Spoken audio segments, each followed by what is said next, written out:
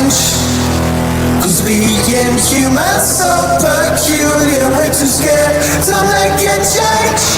Shock horror. Shock horror. Shock horror. Shock horror.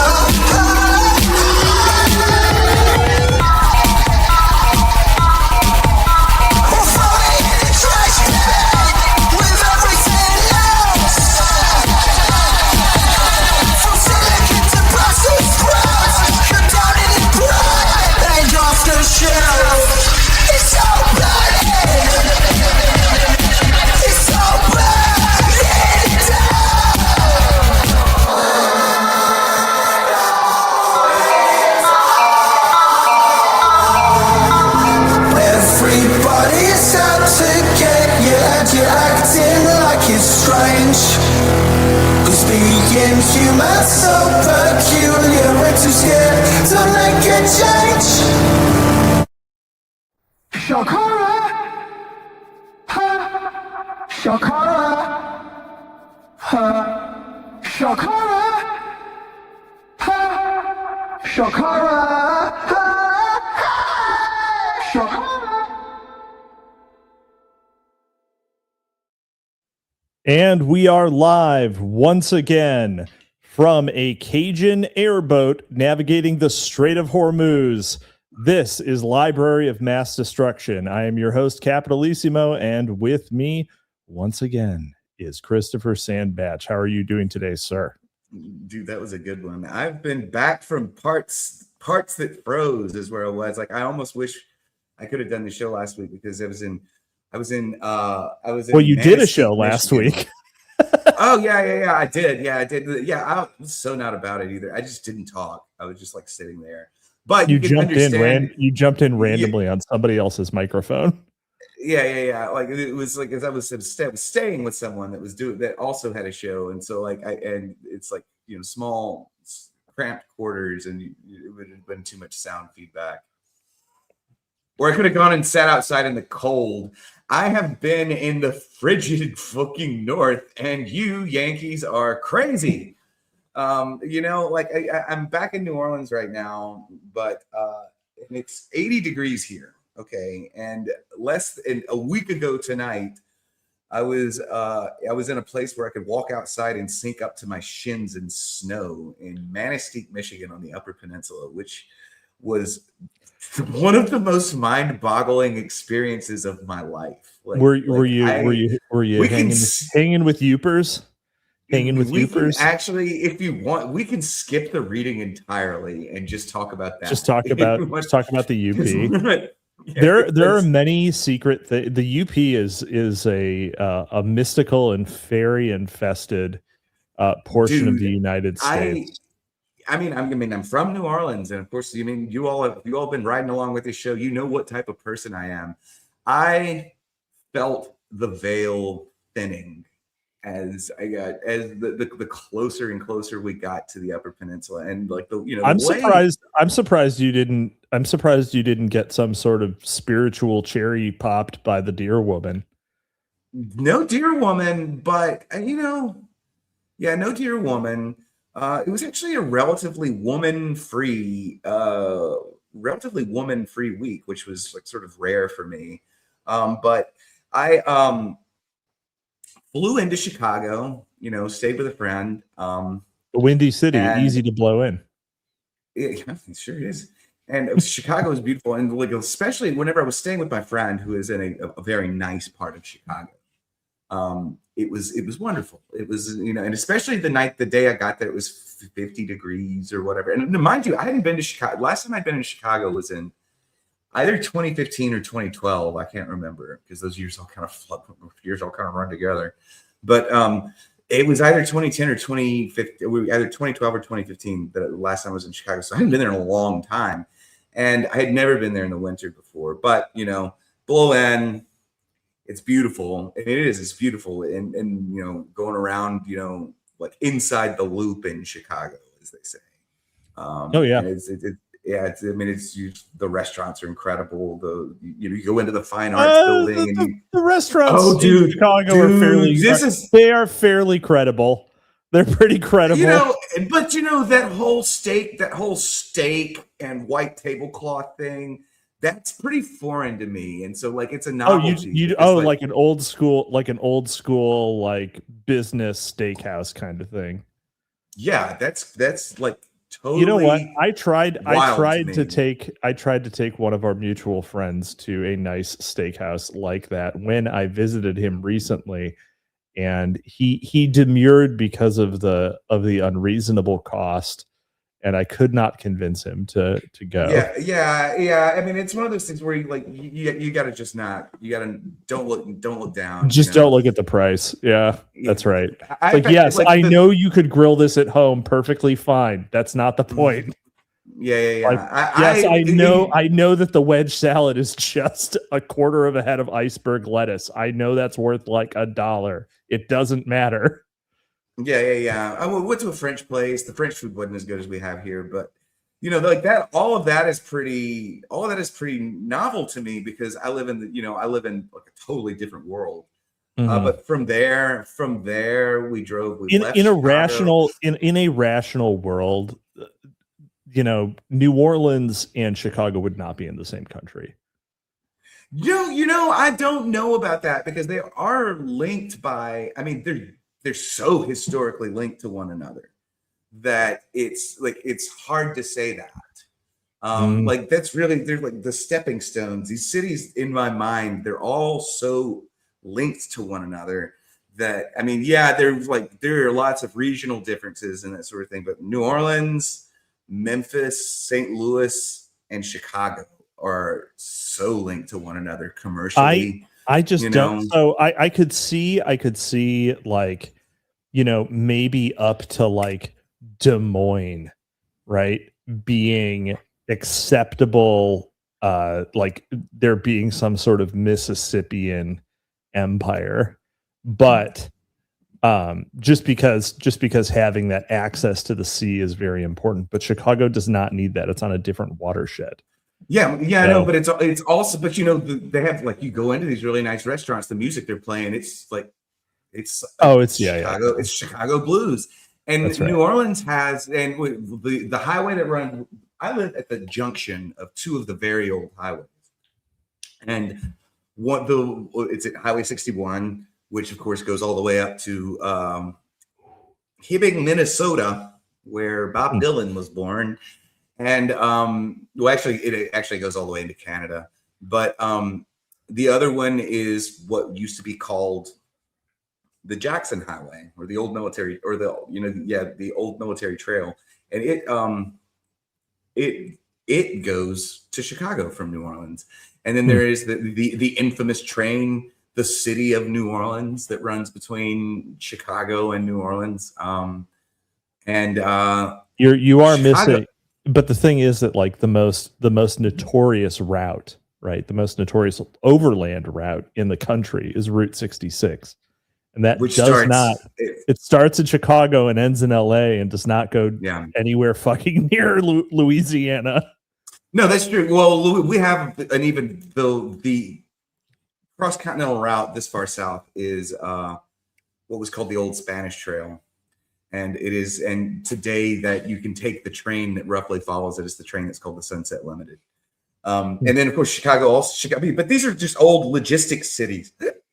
They're port cities. They all have a mind of their own. And then Chicago, of course, is the city that most Southerners, especially Black Southerners, migrated to after in the great. The South was not a great place to be in the time period when I would have most liked to be here. But no, in Chicago, in Chicago, the first day I was there, I was treated to the most personally elaborate tour of Frank Lloyd Wright's early work. Oh, well, one of the greatest things about southern Wisconsin, basically the Driftless Valley all the way to Gary, Indiana, is, that sort of east-west route there is an unreasonably high concentration of Frank Lloyd Wright work. What's where he's from? It's actually of course. I mean, he lived in the Driftless Valley at Taliesin, but actually the per capita highest concentration of Frank Lloyd Wright buildings in the world is Gary, Indiana, of all fucking places, because it was Gary was a boomtown. It was a nice place when a lot of his buildings were being built, and there are a ton of Usonians there, where Usonian architect, U.S. United Statesian, basically it was his own neologism for that. But Usonian homes were supposed to be the affordable ones, and so people of reasonable professionals would be able to sort of sweat equity their way into a Usonian Frank Lloyd Wright. And so, what's interesting? Yeah. I didn't know much about him. I didn't know because he's got almost no work in the South, and there are a lot of reasons for that. He never came down here, and the South is really hard on the type of material, is structurally difficult on the type of materials he liked to work with. He's got there's a beach house in Mississippi, and then there's maybe one or two more. But this a lot of the wood he liked to use was a very strong kind of old growth cedar that's not even available anymore. But you're not wrong, right? Like his places didn't were never built with air conditioning and did not dissipate humidity well. Yeah, exactly. But the thing I didn't know much about him. For instance, I didn't know he was from Wisconsin until I stumbled into this tour. But Chicago actually, to me, Chicago's great selling point. Its greatest, it has a lot, but it has the best buildings in the world, I think. Like my favorite buildings in the world are in Chicago. And I didn't realize how old he was, how long ago this was. Okay. But all these old I'm sure because you're kind of a stan. Like he's like your guy. I love Frank. Yeah. But, so there are some people who almost literally worship Frank Lloyd Wright. Actually, if you speaking of tangentially related, Dan Simmons, the great science fiction author, author of many genre works, and works, but not to pigeonhole him as a genre author. He was very talented. Dan Simmons died since our last episode, and in his, are you pissing? What was that? I'm pouring a THC soda into a Mardi Gras cup. Wonderful. He in the second half of his Hyperion Cantos series, he does the AI resurrection of Frank Lloyd Wright, and essentially creates in him this revered Buddha-esque figure. And that is an accurate depiction of how many people, even to this day, treat Frank Lloyd Wright in memory. I think he was a very talented person, and he definitely had a cult of personality among his apprentices. His personal life was wild. He did be banging some art hoes. Oh no, dude! He was not like a conservative Midwesterner by any means. He had the artist personality. Well, he also to be fair, he had some horribly traumatic. I mean, honestly, some murders lurid enough. Enough for our show to cover. We can maybe do the Taliesin murders. We could do a Taliesin murders special. I looked into that, and I was like, wow, that's a wild story. That would be a fun one. Yeah, I have been to an industry event at Taliesin when regular tourists were, because of course I am ultimately a tourist at the location, but I went to an industry event where the place was rented out in the evening,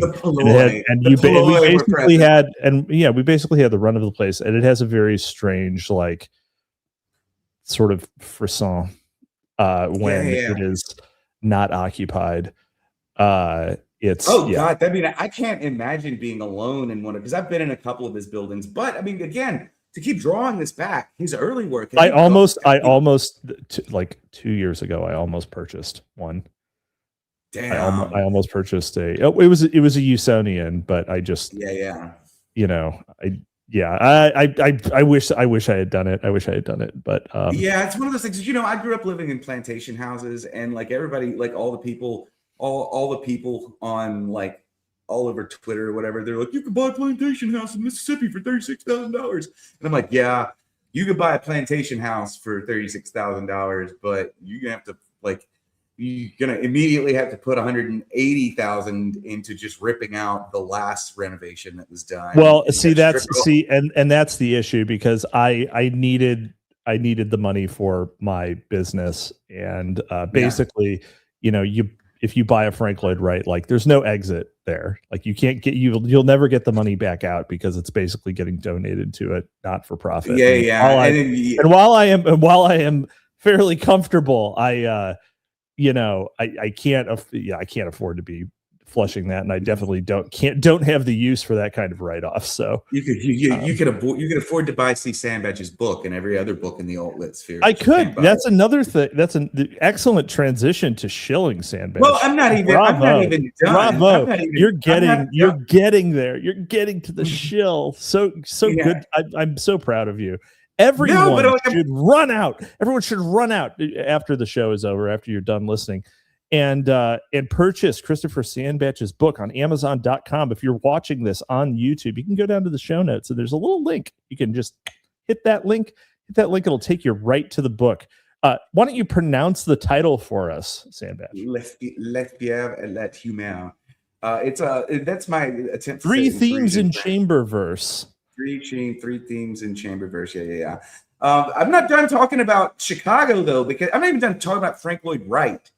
Okay. Like the thing that I got to see is I didn't realize how. Have you been to Chicago to see this really early work that he did? I mean, I'm assuming you have. Yes, and of course his mentor was Louis Sullivan, who was a fantastic architect of the turn of the century in his own right. Right. But these, like, Chicago has, and what it was for years, it was this giant cluster of department stores. Where, hold on, one real quick, Sandbatch. Son of Haster says someone stupid just lost money on whether Sandy or Geo would release their book first. I am sure his own ears are burning as he says this. I also want to just say before we forget, Randall Shirker right out of the gate gave us $10 donuts in America Land Fun Bucks. Who else loving GWAT era talking points being back in vogue with people who are defending their Middle Eastern democracy over the current rumblings out of Persia? Well, we may get to a real answer on that after we get done talking Chicago Frank Lloyd Wright, and before we actually read the book that we are gathered here today to read. I may not even get to the Upper Peninsula, but you may not. Yeah.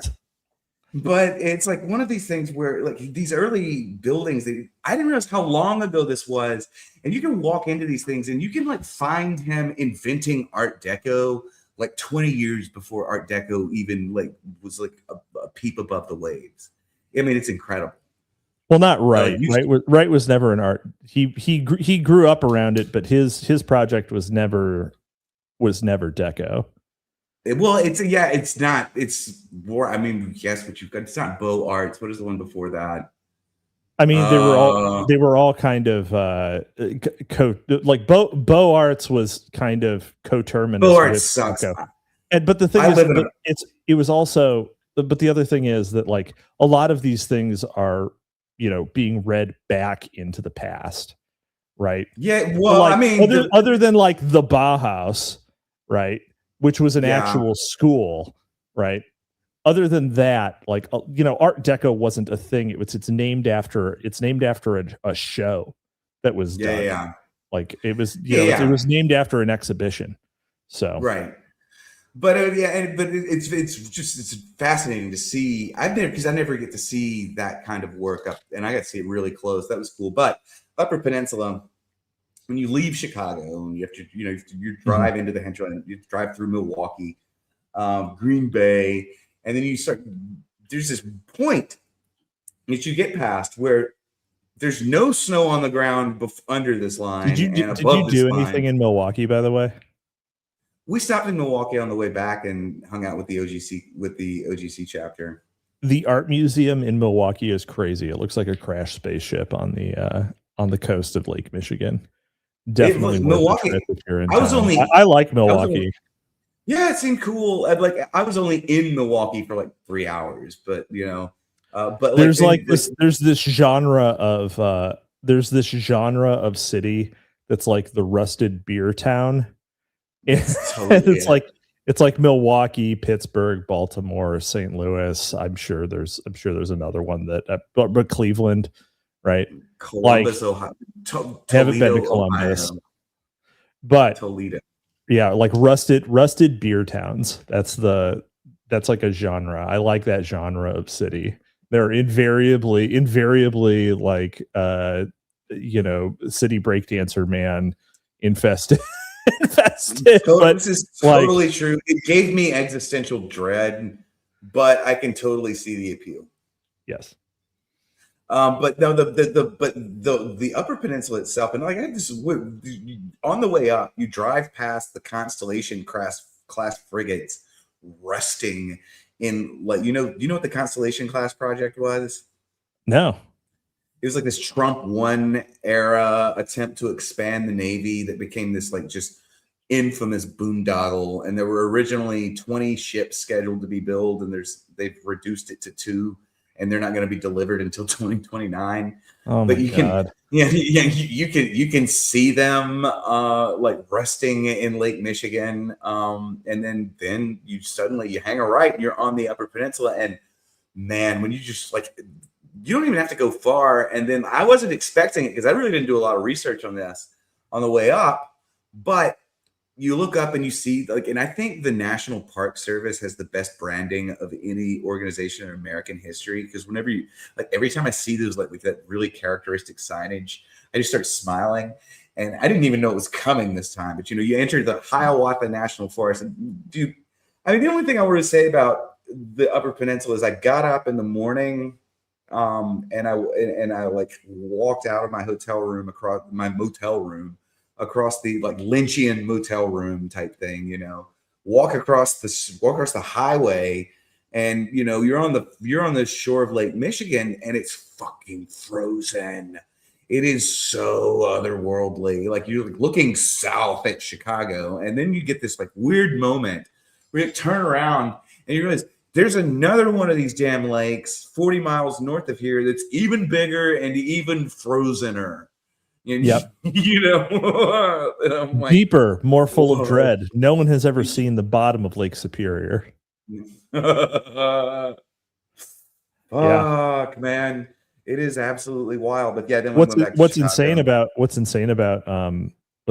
Lake Michigan, also on your whole drive, if you went through Green Bay, there's actually a section where you can look across and actually see Sleeping Bear Dunes in northern Michigan, and it like you can see the shadow of it on a clear day, and you can see all the way across it. Yeah, and it seems like it's closer than it is. I mean, it is forever fucking away, right? Like if you had to drive it, you'd be driving for 3 hours, but you can actually see the other side. That is what they have, that whole lake effect thing. Like it is like really atmospherically ethereal all the way up there. Mm-hmm. I mean, I posted some pictures. Like you like see that just incredibly classic lake effect, like on the horizon and in the clouds. It's fucking wild. The Great Lakes. The Great Lakes are absolutely fantastic. It's one of the reasons why I like Michigan. I prefer Wisconsin. And the Upper Peninsula, like I said, is Arcadia, right? It's not a real place. Like it is a land out of time. And so it's something that's in a rational world, that type of place would be phenomenally more valuable than, say, Southern California. And I know people enjoy the climate, but I think that there's something more beautiful about something that's a little less comfortable. So, dude, I'm out there. I heard wolves howling in the distance. And like, I was like, whoa, dude. That's awesome. I mean, it's the type of place where you can take a black bear and eat for a season. So I was totally enamored of the food that people eat there, because I don't like dude, fucking how much walleye did you eat? Walleye and perch, so much of it. And walleye's an incredible fish. No, it absolutely is, and it's rare. I mean, mostly what I eat is fish, and I get to do the Gulf fish all the time, but like cold water whitefish, that's new, and it was incredible. I ate so much of it. You can't get you really can't get walleye outside of the upper Midwest, especially like the Great Lakes area. I don't even know if you can get walleye in like Minnesota.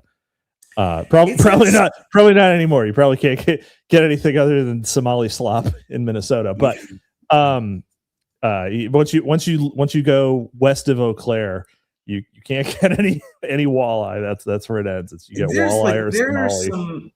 There's some lakes in Arkansas that stock walleye, but it doesn't live Yeah, there. but no fucking way. Right. Yeah, no, exactly. It's like it really needs that cold water. Yeah, for sure. It needs cold water. It's it's an ambush predator. They're a very slow growing, and they taste better than northern pike too. They taste a lot better than northern pike. There's just something delicious about walleye. Not a beautiful fish, but great fishing. They're great to fish, right? Like it's great to catch them. They fight in a way unlike bass, and they are delicious. So, and then I mean, their whole if you ever have a chance and you want to experience a bit of Americana, you go to Door County, Wisconsin, and have a fish fry. Go to a Door County, Wisconsin fish fry. It's one of the finest still surviving slices of Americana. Door County, by the way, pretty certain is still like 95% European American. So 100%. I don't think I didn't see a black person or a Mexican for like Chicago looks just blissfully white to me though. So if you saw a black guy in the Upper Peninsula, that is a fucking Wendigo. Like you need to watch the fuck out. That is someone who that is an animated corpse that has frozen to death. It's dark because of the frostbite. And it will attempt to take your skin and identity. I looked at the demographics of Manistee. There's about 2,700 people there, and there were 2 black people. Yep. And both of them have the last name Ruckus. It's like two is funnier than 0. It is. Yeah. It is. That's what happens. You get the ones who are like 3 standard deviations away, and they're like, we got to get the fuck out of here. I think it's what everybody in the Upper Peninsula did. Like, there's nobody from there. Everybody I'm sure there's a fucking thin layer of like hardened natives, but everybody else is it's like one of those places. There's a place it's like along the Louisiana-Texas border is similarly remote. And it's just like full of people that have like gone there for a reason, Yeah. Like just trying to say, you know what? I want to really control when I need to interact with another human being. Yes. Yes, exactly. So, speaking of people who really want to control their interactions with other human beings, we're reading a book about serial killers, or maybe people who are framed as being serial killers. Yeah, man, they didn't do nothing wrong, man. Well, maybe they did something wrong, but maybe some other stuff got pinned on them. Maybe some satanic ritual abuse. Hmm? Hmm? Oh, speaking of people who got out in the middle of nowhere just to make sure that they could control their interactions with others. Did you hear the latest about Zorro Ranch? No, what the hell? What is Zorro Ranch? Zorro Ranch was Jeffrey Epstein's other Oh, that's the name of it. retreat. I didn't. Yeah, his ranch in the Southwest apparently is currently owned by a rather politically connected group of donors, and there was a winning lottery ticket the day after Jeffrey Epstein's, I'm making scare quotes here, murder or suicide, because hey, you know what? Maybe he's still kicking around out there. And Right. a winning lotto ticket was allegedly won at Zorro Ranch the day of or day after the Gee. expiration of Jeffrey Epstein. Yeah. So So that dude's definitely alive. Is what we're. it Is what sounds we like it. It sounds like it does sound like a payoff, doesn't it? Yeah. Yep. The most outrageous thing, and we can continue. We can get kicking on the book.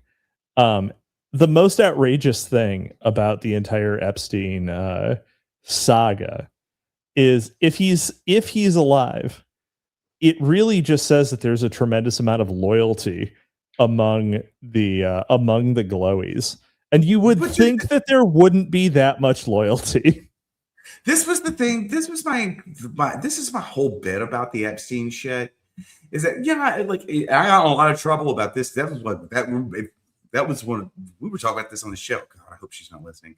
But I got in an argument with this. Not an argument. It turned into an argument. But because the Epstein stuff, just like there's so much glow on it that like I don't believe anyone's particular mirror narrative on it, because I'm like, this shit glows so much harder than even that story that you just told me. And I was like, I commiserate and I sympathize and I empathize, but like the glow coming off of the Epstein thing glows so hard that I can't even parse it. But the thing that I always want to point out and look at whenever it's just that, how am I to believe that for 3 decades, more or less, this one guy ran an elite blackmail circuit, and we have all of his emails, and like never once in that 30 years does he appear to have to step on somebody. I'm like, I don't think there's any blackmail happening here. Yeah, it makes sense. I mean, why did Dennis Hastert go to prison for being a diddler? That's like, why did Dennis Hastert of all people? Well, no, that's a whole other bag of worms that I know too much about to go into right now. All right. Well, let's see. Uncle Ted, wasn't Erica Kirk the realtor on Zorro Ranch? No, she was not. That is an unfounded rumor. She did, however, get a position with a international property management group who at one point had controlled or had managed Epstein's properties. So, there is, but I don't think I also don't believe that these two things overlapped. So it could just be levels of the economy style thing, but yeah, it's probably. I mean, that's probably a huge portfolio. Yeah. I mean, it's sort of like, oh, did you know that BlackRock owns equity in this Fortune 500 company? Well, yeah, no shit. They run index funds. Like, that's no shit. Sons of Haster says, my buddy showed me an image of Erica Kirk in a shaved JD Vance, and the resemblance is horrifying. Wow. They do have the same jawline. It's true. Show me hey Grok, generate the female version of fat perm JD Vance. Give me that one for later. Have it ready for the end of the show. All right. Oh yeah, Uncle Ted. No, they didn't overlap at all. Wink, wink. Right. Let's see here. All right. So, wait, hold on. Have they been in the same room? Yes, there's a famous photo of them hugging where that prompted all of the JD Vance is going to leave Usha Vance and marry Erica Kirk. If you recall that particular set of theories. So I missed all of that. Honestly, that one is completely coom-brained, like life is an HBO prestige drama level bullshit. Like that is Cape shit. To me, that is Cape shit. So anyway, because like cui bono, right? Like who fucking like why would that be in any way beneficial? I don't think it would be. So all right. Anyway, the book that we're theoretically reading, Programmed to Kill by David McGowan. So last time we finished off on Lake and Ang, right? And now we are picking back up with Robert Burdella Sr., a World War II veteran and member of the Knights of Columbus, a Catholic. Was reportedly an emotionally and physically abusive father. His son and namesake, Robert Burdella Jr., was beaten regularly with a leather strap. The elder Burdella, died suddenly at the young age of 39. 39 is young! Reportedly of a heart attack. Wow, what a beast. Guys were built different back then. Having a heart attack at 39. Well, like I was gonna let you go to the end of the paragraph before I talk to this, but we have this like strange image of the greatest generation or whatever as like the greatest generation or whatever. But one of the things that we don't, it's literally that bomber meme with the red dots. Okay, like. The theoretical greatest generation were actually fucking horrifying. Like everybody's like, like I went through World War II and I didn't do anything. Yeah, but you're like in the extreme minority, and like and by the time you and I came around, when we were kids, there were still like what seemed like lots of World War II veterans around. I mean, our grandparents' generation, yeah. Well, my grandfather was in the Korean War, so like there's like, but it's a weird. Yeah, but I'm like 10 years older than you, so. Oh, that's true. Okay, yeah, I always think you're like 2 years older than me, but the thing we don't get by the time I worked with World War II veterans, okay, because I worked at a World War II museum, and so I got to meet a broad sample. I once vandalized a Holocaust memorial.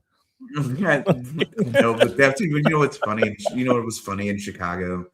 There is an Illinois Museum of the Holocaust, and somehow there's a black woman's face on the banner that covers the side of the building. I'm like, how did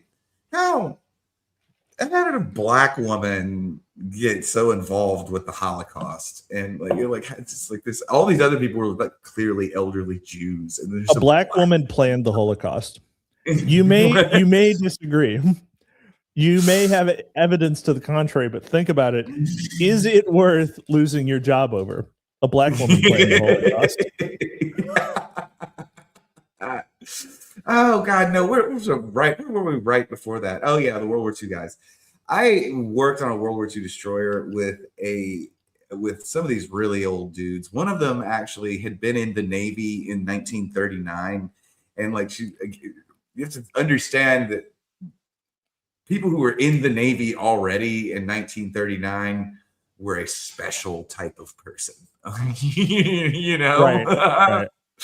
And like this dude, he got really wealthy after the war. Installing condom machines in gas stations all over America. As they give you the God bless him. Yeah, indication of the type of dude he was. But so I've met a lot of these dudes, but like the Greatest Generation as a whole, and especially the ones that actually served on the front lines, they tended to be wildly abusive and emotionally unstable alcoholics, and so they died. They like mostly died in the late 70s and early 80s. There weren't too many of them around.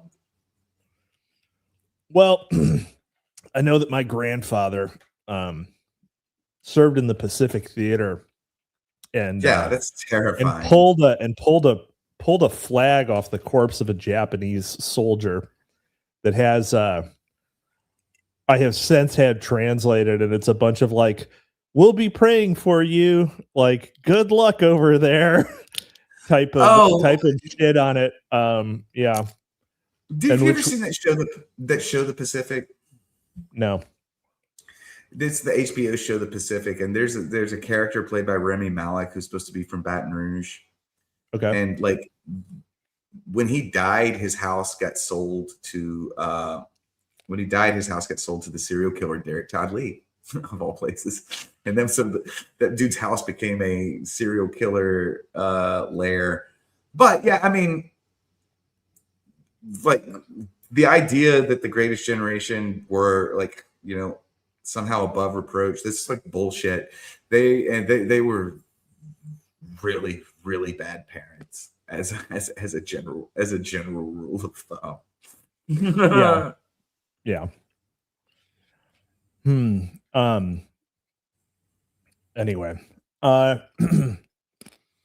Anyway, that flag, interesting, is framed on the wall of my house next to the Japanese exclusion order. Why do you have a Japanese exclusion order? Because it's also framed next to the apology from George H.W. Bush. That's so funny. Although, look into who planned and primarily profited from the Japanese internment. And I think we might find some interesting early life sections. Oh, not a black woman. Yeah, no. Like, seriously, like there was a whole office that distributed all of the property that was confiscated from the Japanese. And I wonder who got that. Guess who got it? Yeah, exactly. It's the Jews. Like, we all spoil the secret. It's the Jews.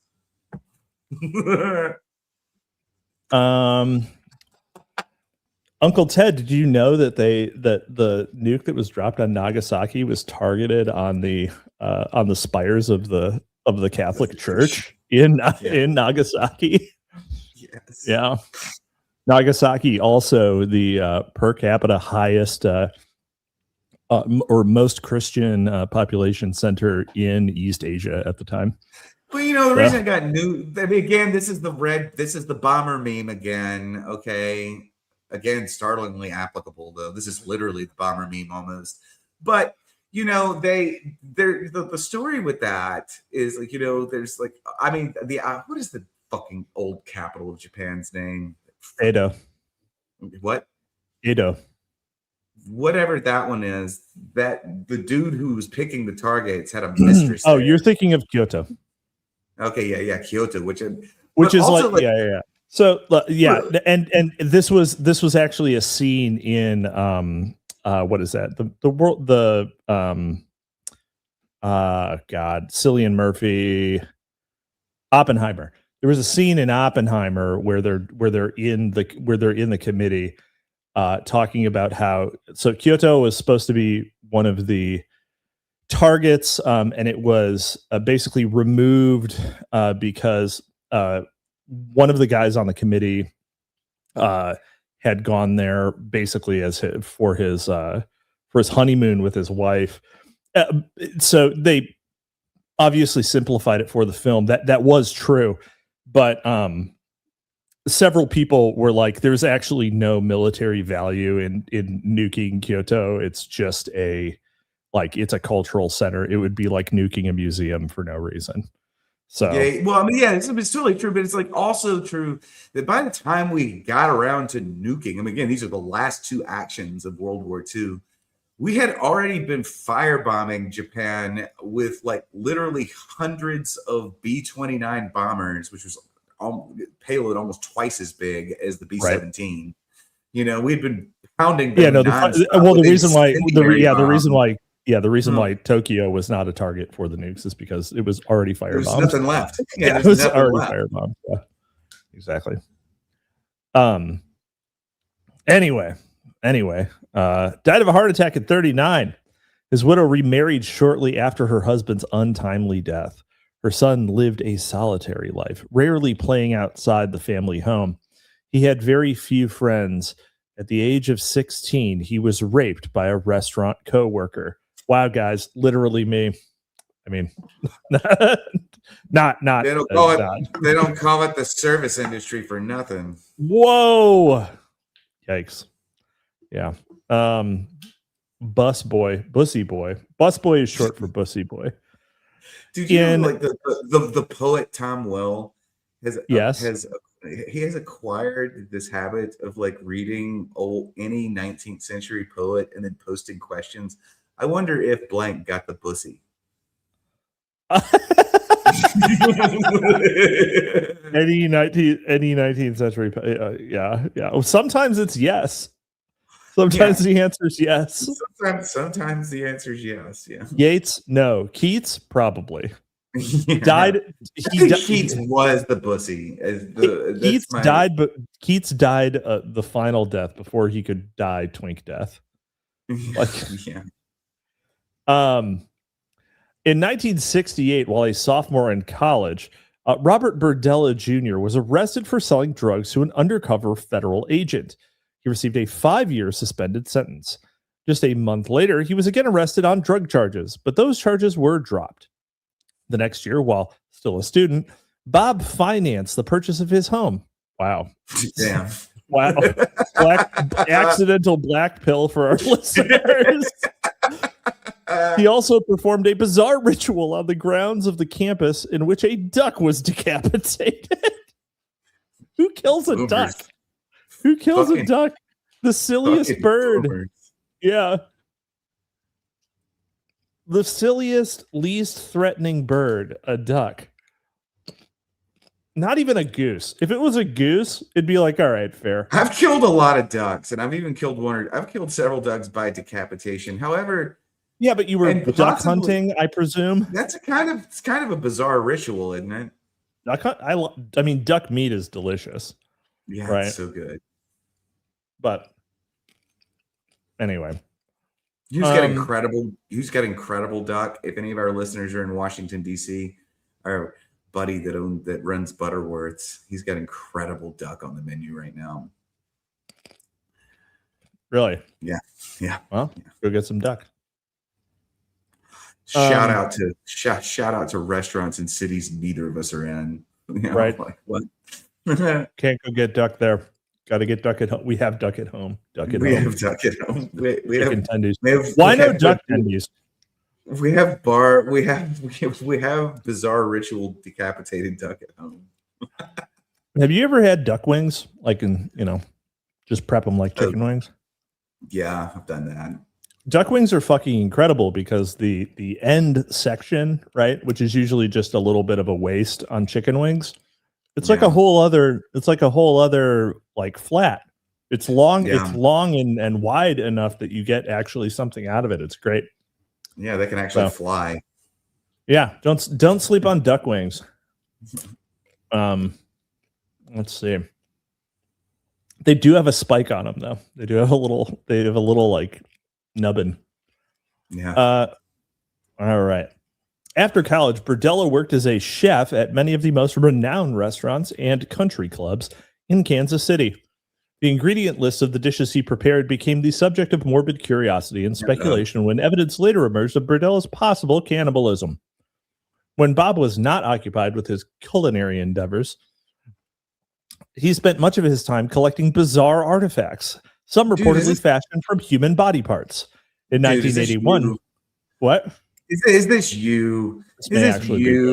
By 1981, his hobby had become his full-time job. Burdella was the proprietor of a flea market stand known as Bob's Bizarre Bazaar. I like that name. I like it. I briefly dated a woman who ran a business called Ozark Oddities, and she made I thought you were gonna say like Barb's Bizarre Bazaar. No. She made jewelry out of human teeth, though. Really? Yeah. I feel like to make jewelry out of human teeth, you have to like earn it. I think she might. I don't know. What do you do to earn that? You got to like knock people's teeth out in a fight. Maybe take them off their corpse if you've she just robbed graves. It's like Nam vets with a necklace of human ears, Yeah. Anyway, Burdella also helped set up a neighborhood watch program and then served as the liaison to the police into a couple of nearby youth homes. According to neighbors, he had a constant flow of young men coming and going from his home. Many of them lived in the home for varying periods of time. One 25-year-old former boarder said that at times as many as 4 boarders lived at the house, and that large groups of young men regularly attended parties there. These boarders and visitors were a constant feature of the home throughout the 1980s. During that time, an indeterminate number of young men were tortured and killed in the house. Officials claimed that none of the boarders were involved in any of the crimes. That does seem unlikely, doesn't it? It also sounds really gay. One of Burdella's boarders, a young hustler identified as Freddie Kellogg. When he says hustler, do you think male prostitute? No. But there's a couple of very adjacent words that I can't even think of right now that would cause me. Dude is a word that makes me think of gay prostitute, actually. Dude? Like used in like it used in the like old in Texas, that's what it meant. Who are these dudes? Yes. Wow. Yeah. Interesting. Took a rather interesting route to reach Bob's home. Kellogg was picked up by an unidentified man who handcuffed and then brutally assaulted him. When he says assaulted here, do you think sexually assaulted? It seems like this is happening too fast to be sexual. Like this is like, The assault was stopped by a second unidentified man who then introduced Kellogg to Burdella.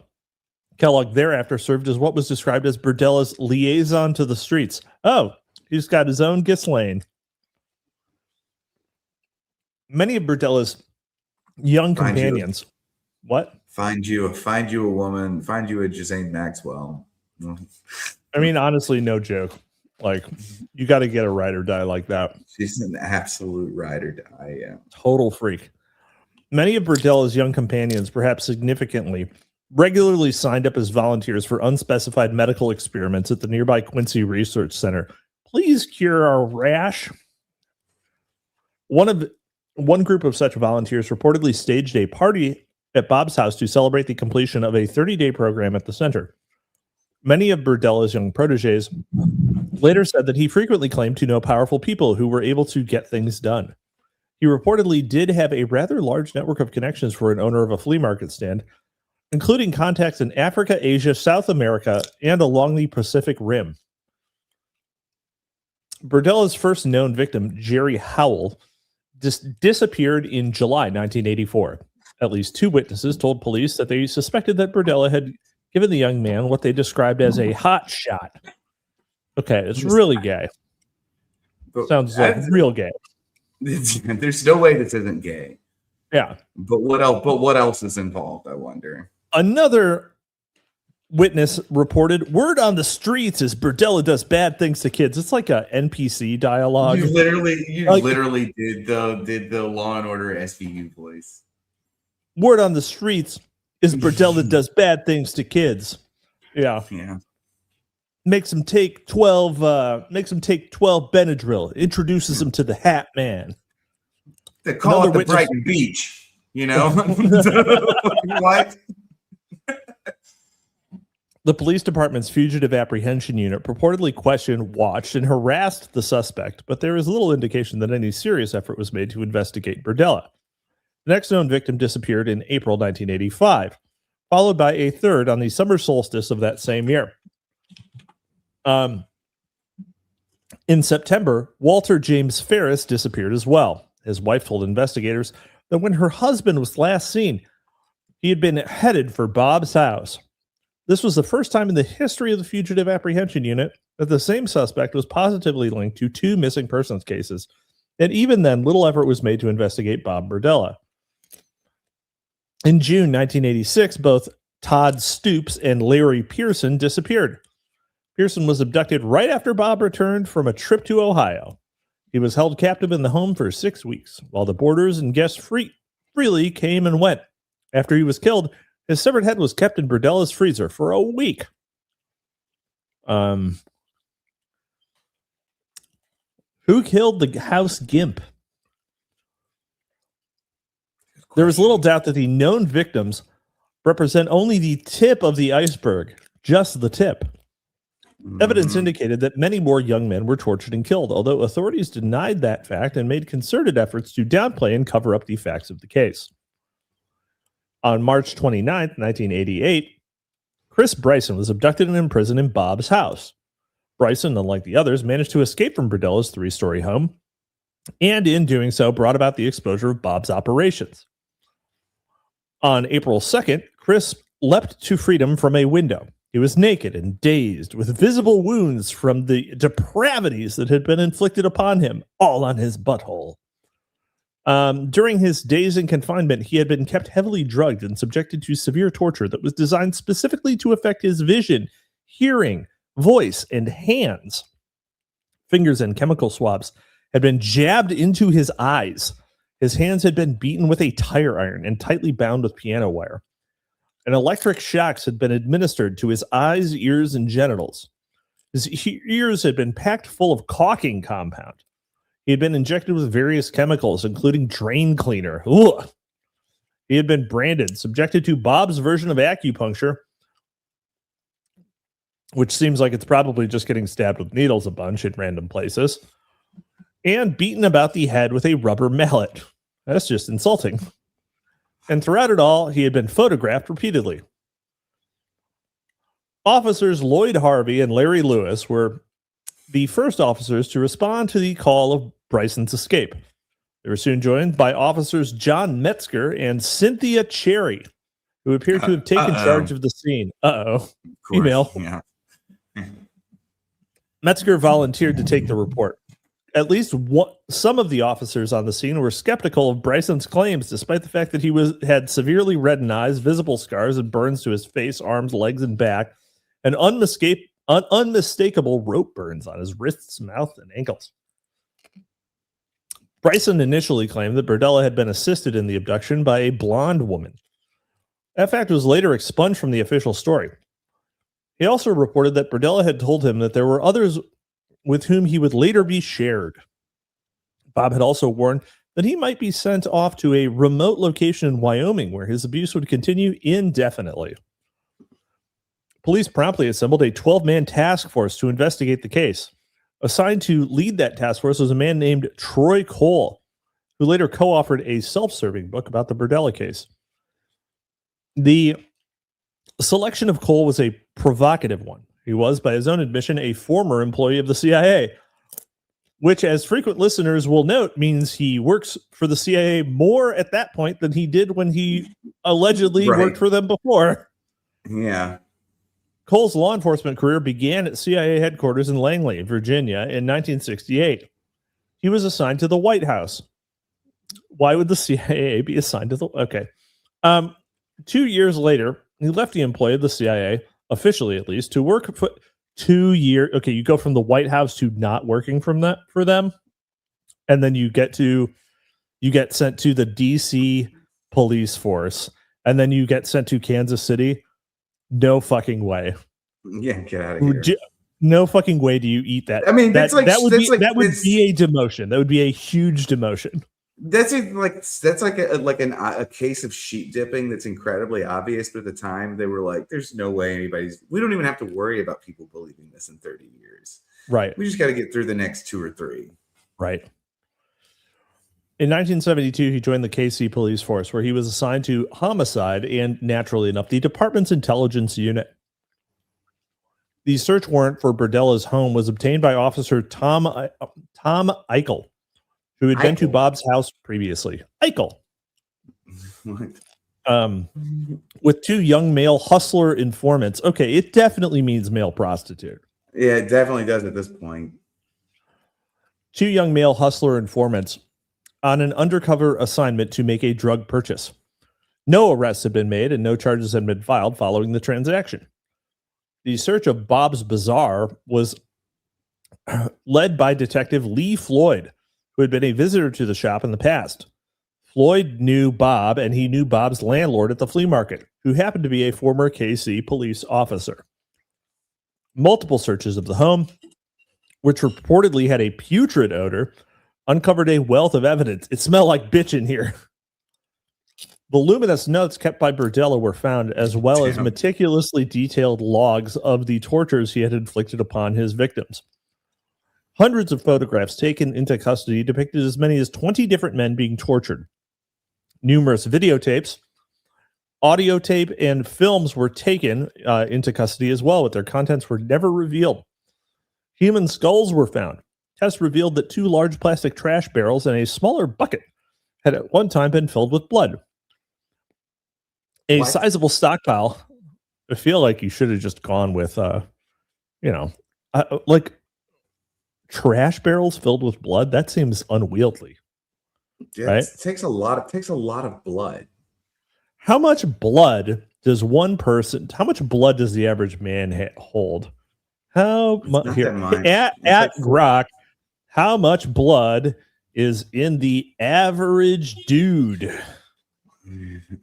That's exactly what I'm going to ask. I just did that. I just asked it. Okay. You're 5 liters of blood. To fill a garbage can with blood. I mean, wow. That's crazy. Because like an average garbage can is like 50 gallons and 5 liters is 1 1/3 gallons. That's way too much blood. That's way too much blood for 20 people. Right? Anyway. It's assuming you get it all. What do you mean? Oh, yeah. And that's assuming that you fully exsanguinate someone. Let's say you miss that last third, in like random capillaries and whatever. Right? Yeah. You got to get at least 50 people of average size. Or like, at least like 40 really fat people. Right? Fat people do have more blood, I guess, don't they? I mean, they would have to, Makes I mean, sense. they don't have proportion. They have more blood, absolutely, but they have proportionally less blood because they have really shit circulation. Yeah. Makes sense. Yeah. Oh yeah, son of Haster. Yeah, you got to put them through the squeezing machine. Really get that blood out. You got to do the like halal slaughter. That's like how he spelled toob, Toob. Honestly, I mean, I realize that that's not how it's spelled, but it's a more evocative spelling. It is. For like something you're supposed to squeeze the contents out of. It seems more right. I agree. TUBE is like a tube that you don't want to, like a pipe, right? Something you don't want to be deformed, right? Fucking YouTube. Yeah. Son of Hester, we need more whimsy. That's my stance. Yes. Shout out to previous seasons of Timeline Earth, the whimsy maxing seasons. Let's see. Audio tapes, films, human skulls. Tests revealed 2 large plastic trash barrels and a smaller bucket had at one time been filled with blood. Even like a 5-gallon bucket. That's like 5 people worth of blood. It's so much blood. Okay. Anyway.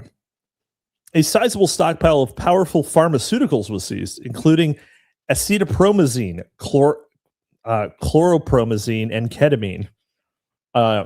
In the yard were human vertebrae that had been cut into pieces with a skill saw, a brand name, just as Leonard Lake and Charles Eng had done at Wilseyville. Yeah, it really does seem like least it really illegal Peter Thiel party. It really does kind of seem like they are using the same methods, right? So these are like assets getting burned, obviously. Mm-hmm. Gacy, Lake, Eng, same exact methods, like totally the same MO. Bunch of young hustlers, right? Yeah. Amazingly enough, despite all the evidence, Troy Cole announced that the investigation was not being treated as a homicide case. What the fuck? That stance became somewhat harder to justify when the housing of a chainsaw discovered at the house was found to be packed with human flesh, blood, and hair. About the time of that discovery, the FBI was brought in to assist on the case. That is McGowan Wendogged. That was a McGowan Wendogged on that one. Yeah. I mean, you suppose there could be someone out there with a massive chainsaw wound, like just not murdered. Yeah. Just really not having a good time. I did once see a guy who had like disabled the safety on his chainsaw, accidentally saw through a branch a little faster than he had intended. Oh no. Bring it down while it was still running, and it nicked his calf because of the way his leg was turned. And it went straight through his jeans, went straight through his calf, instantly cauterized. It looked like actual ground beef. Yeah. Like cooked ground. It was cooked because the chainsaw blade was hot as shit. I saw that in person, and he was like, well, fuck. Yeah. Damn. And he said it didn't even hurt because he was instantly instantly in shock. But he recovered. He recovered fine. I'm sure he did. Yeah, he still walked. He was in like the leg brace for like 2 months. They had a pretty gnarly skin transplant, but I'm sure he's fine now in his years. So anyway, yeah, don't get a chainsaw wound, kids. Don't get a chainsaw wound. One of my biggest fears, actually. Really? Chainsaw wound? Yeah. Were you? Did you watch Texas Chainsaw Massacre when you were too young? No, but I remember I was in Hurricane Katrina, and so like I have lived a number of times actually in a space where I had to both operate a chainsaw and also had no access to modern medicine. And in those conditions, you look at it a little different.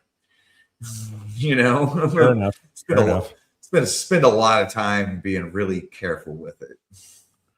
I have also been in a famous hurricane, Hurricane Helene, in North Carolina. But I had a great time. Like it was. Yeah, you didn't have to live there. You didn't have to like somebody's got. You're right. It just so happened. Cut your way down the street, man. Like I mean, like imagine like literal. Exactly. Like, I mean, it's not even just tens of logs. It was like hundreds. You know. Yeah. Oh man. Let's see.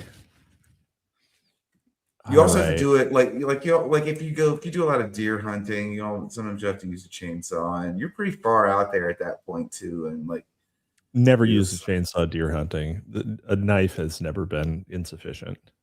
Dude, well, Yankees are I don't know. I'll leave it alone. What do you mean? Are deer just bigger in Louisiana? No, they're much smaller. Much smaller. So what the fuck are you using a chainsaw for? To cut down trees. For deer? To get into the you have to like prepare a way into through the undergrowth. Yeah. No, it's the undergrowth is not that dense in the Midwest. And that's why the deer get bigger. Yeah.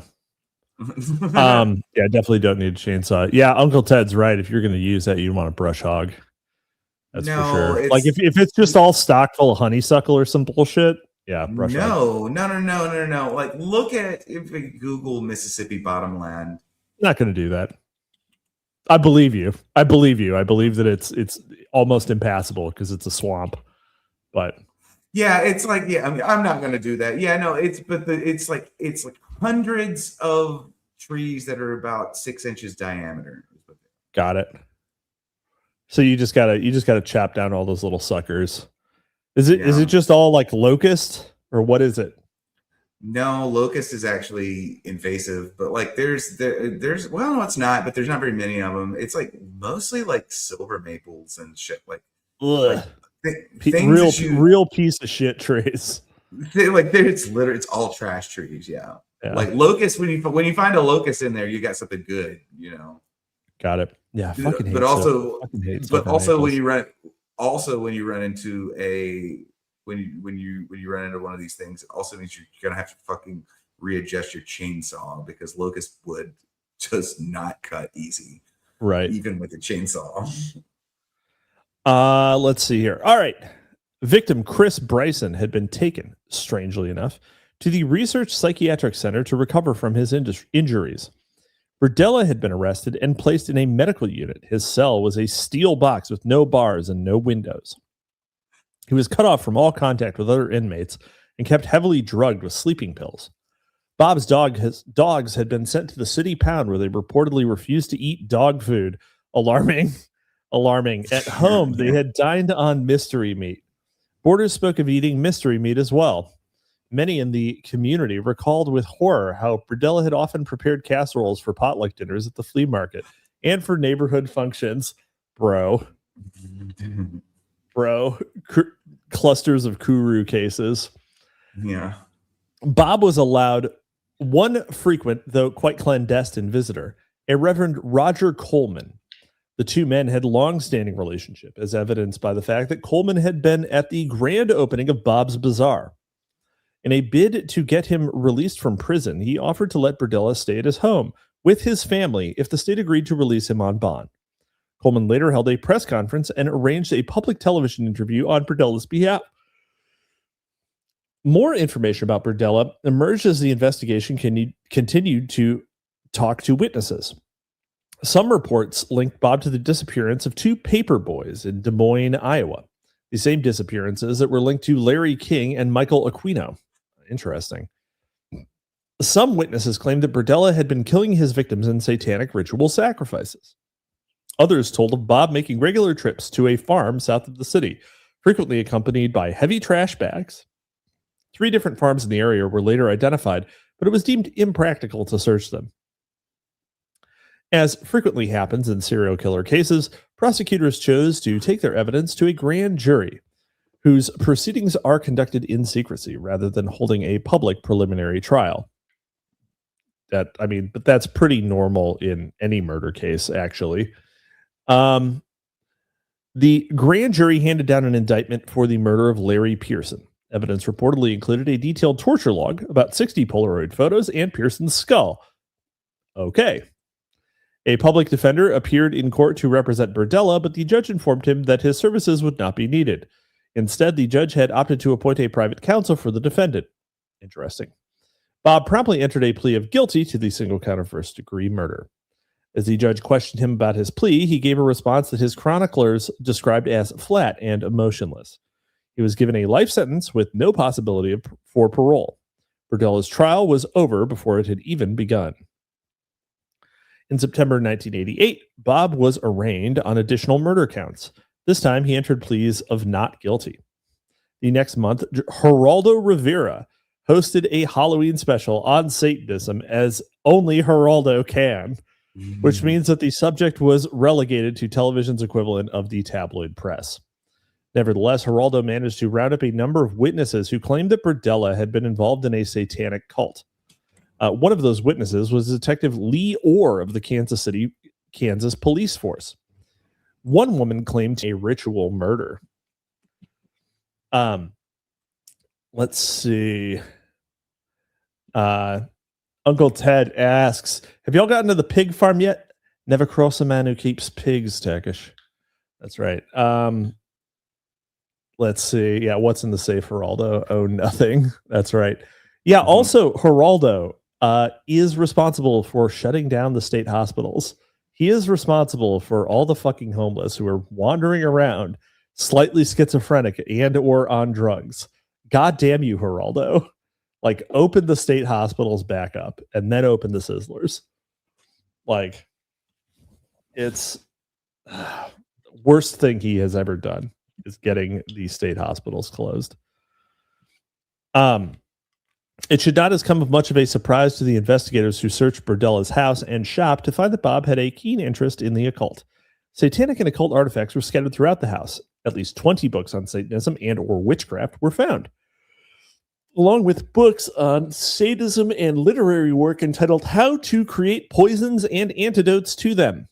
A record album entitled Black Mass for Lucifer sat atop Bob's turntable. Hey, Sandbatch, can you jam me up who wrote the record album Black Mass for Lucifer?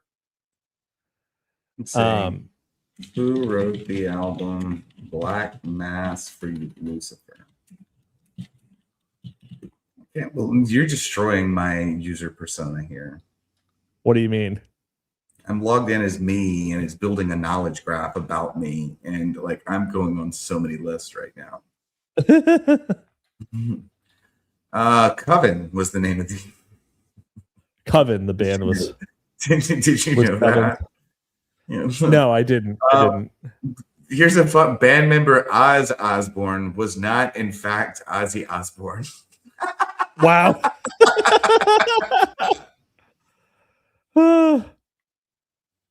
Man, it would the no anxiety of influence there, right? Like, I'm just gonna name myself Oz Osbourne.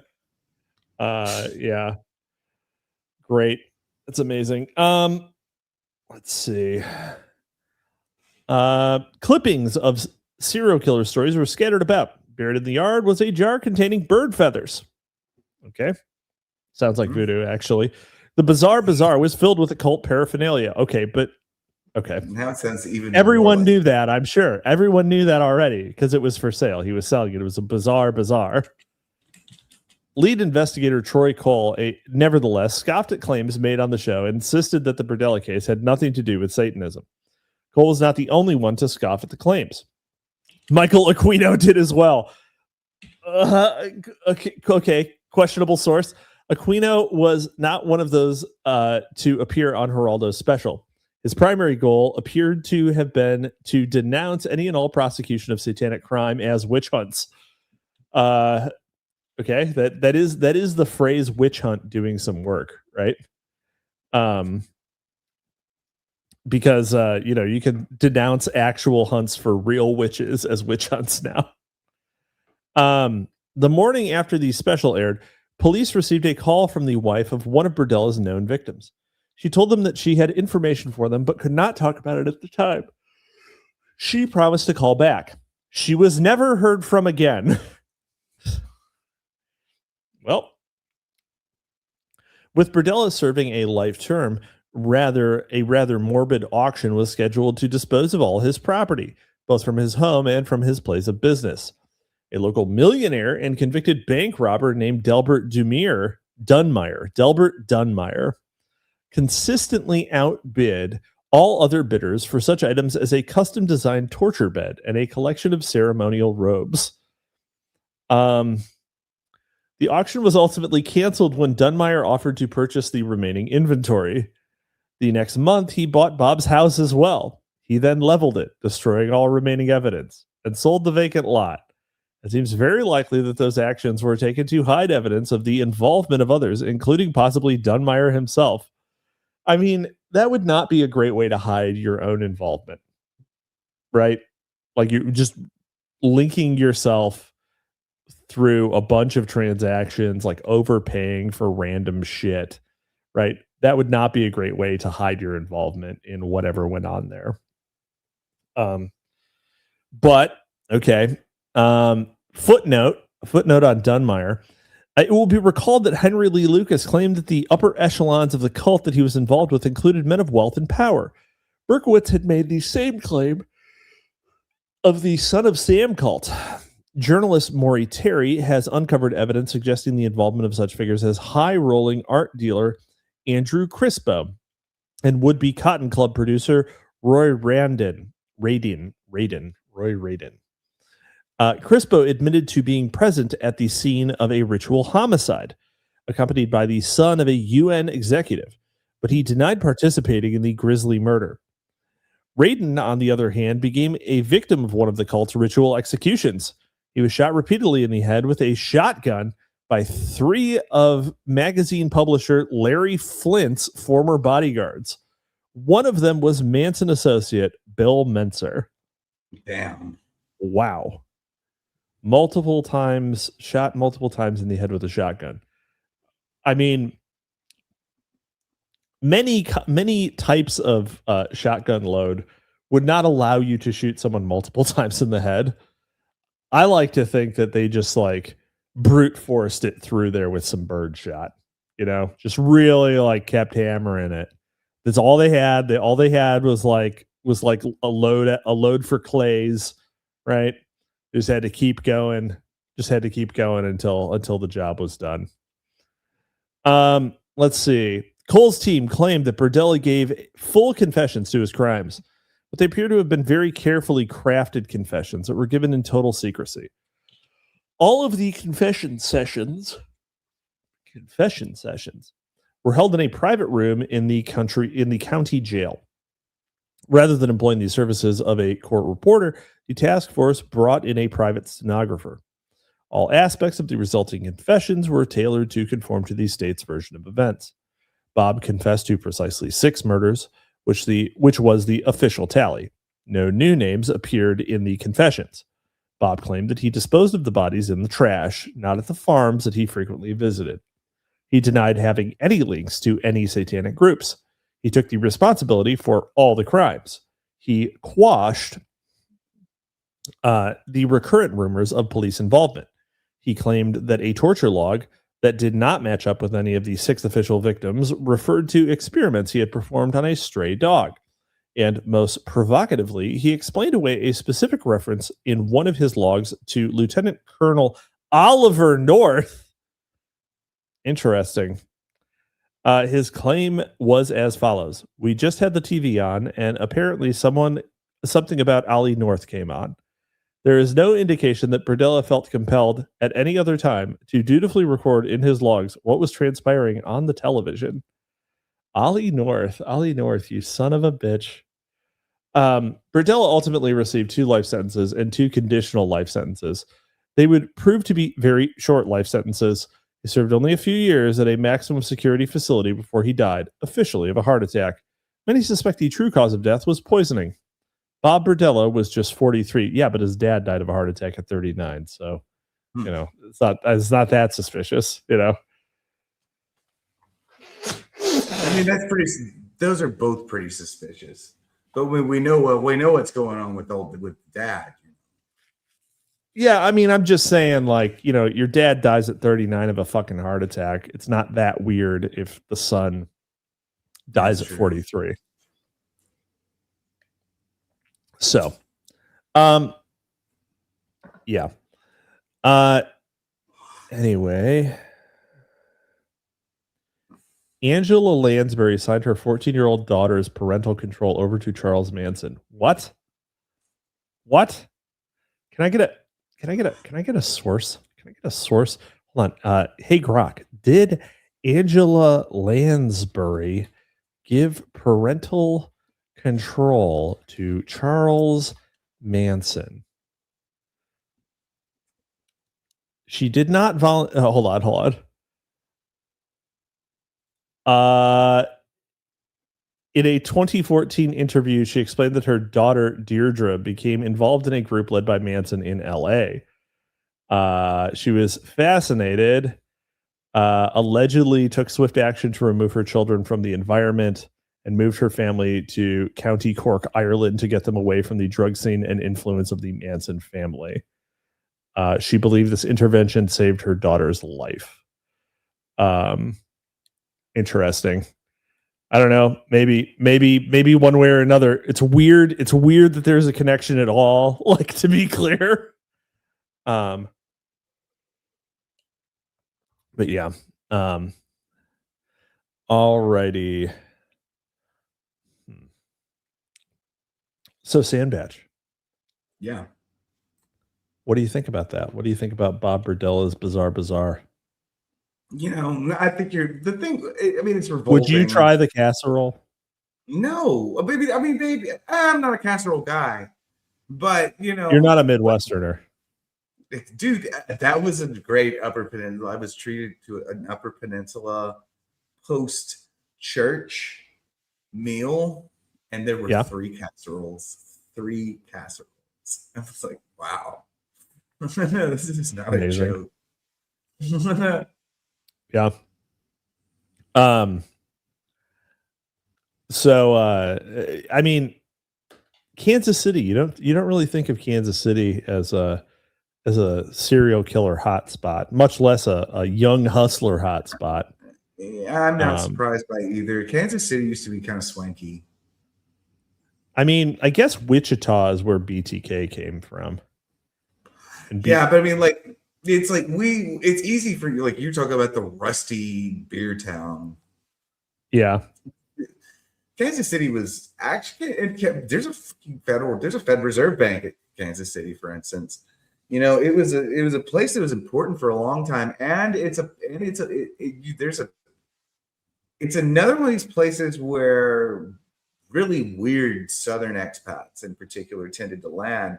And as a result, there's a Kansas City style blues. There's a Kansas City style barbecue. There's a Kansas City style, you know, Tulsa's kind of a swanky place. You know, remember they used to have that. It's Oklahoma, though. Yeah, they're not very far. They're like, these are like all in like this like scattershot. I'm pretty sure Tulsa's like 4 hours from Kansas City. Yeah, but I mean, like, it's like distances are wide here and people are moving around. It's the same arc of like fringe Southerner sorts, which, like, you know, tend to be kind of strange. And Kansas City was a jazz city. It had it's got its own style of jazz. It's got its own style of blues. It's got its own style of barbecue. I really don't like KC barbecue. I mean, it's too sweet. It's too sweet. That's it. It's too fucking sweet. It's like just real fucking sugary. It's nasty. I'm a North Carolina guy. I like Texas barbecue because I feel like the dry rub. Fucking God, you are such a fucking Yankee. What do you mean? First of Carolina all, Carolina barbecue is good too because it's like vinegar based. But real East North Carolina barbecue almost isn't even seasoned. It's just like slow cooked. Well, it's not. There's not like a lot of red to it. There's no tomato aspect. It's like slow cooked. It's pork slow cooked in spices and vinegar. Uncle Ted is blowing up chat. Pork is not barbecue. Yeah, that's where I'm getting. Yeah, see, look, he's exactly right. That's where I'm going with this. You know, Texas beef is incredible. Love Texas. Well, I mean, no way, he's wrong. You're exactly wrong. Okay, so pork, like beef is not barbecue. I do like burnt ends. I will give you burnt ends. It's incredible. It's incredible. I will give you burnt ends, which is but it's a not KC barbecue. thing. It's not barbecue though. Barbecue is by definition pork. Everything else is barbecue style. Wait, you think barbecue is by definition pork? Yes, absolutely. No, yeah, like, you know, Uncle Ted's right. He says brisket isn't barbecue. Yeah, you're high, dude. No, brisket is totally barbecue. No, it's not. It's a way that you prepare the shit end of a cow after you've sold all the pieces of it as you can. And it's heavily seasoned. And it's excellent. I fucking love it. but it's not barbecue because it's not pork. Dude. This is a real thing. Dude. I'll die on this hill. I will die on this hill. You're dying on a weird hill. You're dying literally. on a weird hill. No. Yes, Shirker. Frankly, Sandbatch is calling out on me. Y'all are a bunch of fucking. Y'all are all Yankees. Every single like I need to see where you're from before you even admit it. It's like Canadians talking about American foreign policy, and like.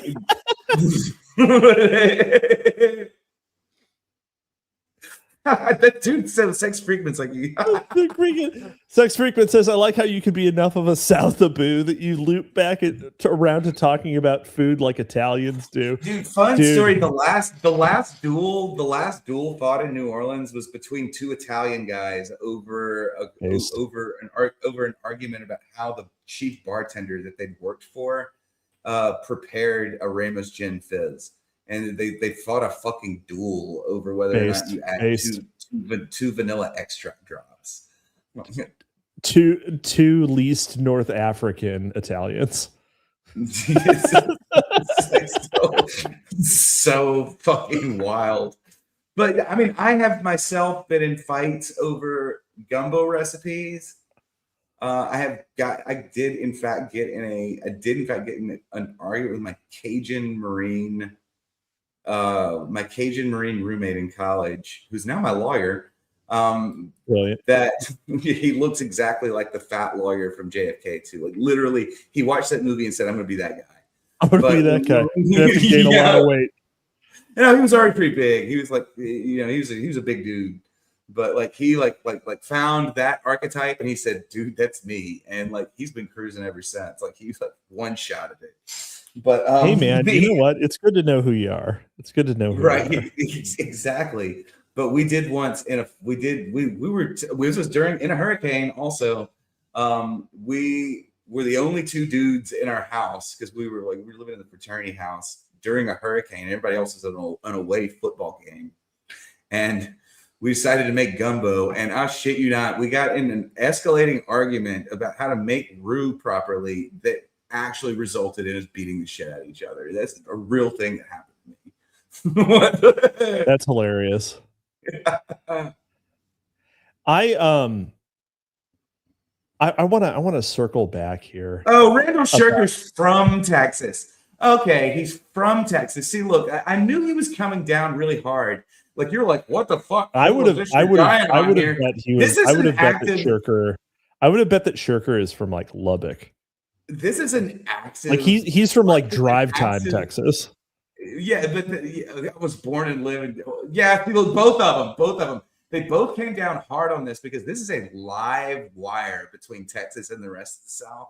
Like, beef can't be barbecue is a fucking thing, and it can't be because it's like they're accusing me up here. Terry Black's isn't even the best barbecue in fucking Austin, dude. Like that place. Let me find it. I gotta fix Texas for itself. I'm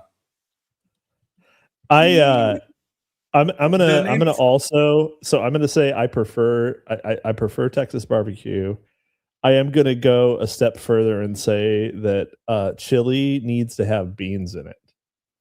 Dude, okay, now, yeah. See, look, now there's a triangulation here. Though I'm with Texas on this. I don't like chili with beans, but the best barbecue in Austin, Texas, is at Franklin Barbecue, and that's good. I'm doing restaurant shout outs all over the place tonight.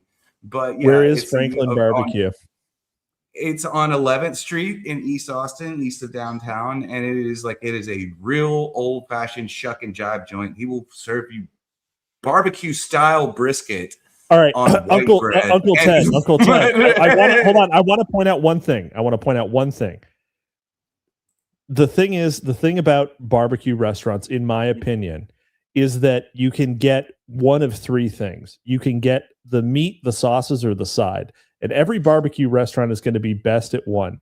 So if you're saying that the sides at Franklin sucks, then that means that either the sauce or the meat is good. Right? The meat is good. The sauce, if it's Texas, there's no fucking sauce, so the meat is good. So you're just saying the meat's good. Now, the best barbecue in the world is at Parker's in Wilson, North Carolina. That is, in fact, the best barbecue in the world. Like, it's actually the rare moment when the platonic form of barbecue can, in fact, be attained, and it's Parker's in North Carolina.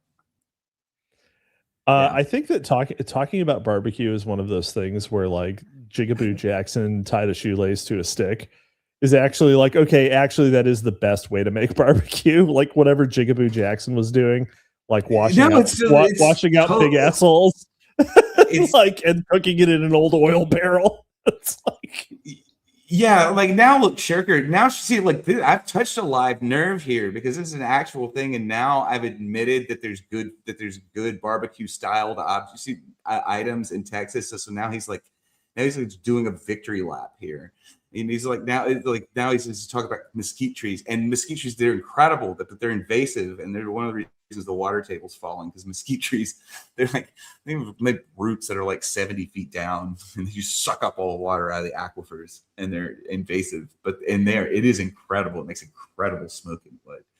But yeah, no, this is like you're like everyone else who's listening just got to actually sit through like Scots Irish people getting mad at each other about what the fuck is barbecue, and that's real Americana. I mean, one Scots Irish and an Italian. See, look how high dimensional Uncle Ted here is. Texas is the Michael Jordan of barbecue, just dominate all factors of the game. Michael Jordan, in fact, is from North Carolina. Oh no. I you know what, I'm gonna be honest with you though, barbecue isn't even really my thing. Like I do prefer slop. I prefer cured meats. I'm a cured meat man.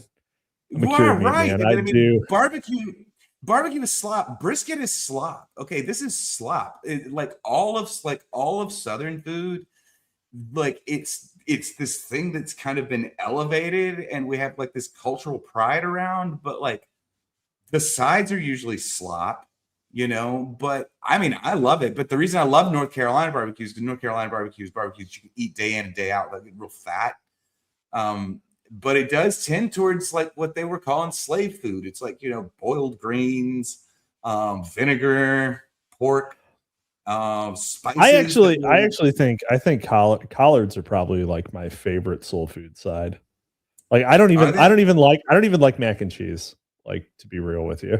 Yeah. No, but you know the sides change too. So like North Carolina sides, it's gonna be like seasoned potatoes, the green beans. Everyone puts fucking panko on mac and cheese now too. You can't take away my Southerner card. You like random sugar, like we're saying, we're gonna take away your Southerner card, boy. You know, it's like literally like. I think fuck? I feel like Rooster Cogburn here. Like, you know, like what a true grit. Yeah, I'm from the actual South. I'm extending you an olive branch, and like you're trying. Texas is not the South. People anywhere. East Texas is the South. See, look, no, now that there's a Yankee talking, I have to turn Texas around. Isn't the South. Texas isn't the South. It's its own thing. It's its own thing. Yeah, whatever. But you know, you can't take my Southern card from me. It's like I can't ever be even spiritually anything else. This is what I am. The South. It's me. I'm the emanation of the South in a person. It can't be taken from me. I am the South. Shirker says collard greens are nice, but I legit prefer cornbread as a side. Cornbread's good. Cornbread can be great. Yeah.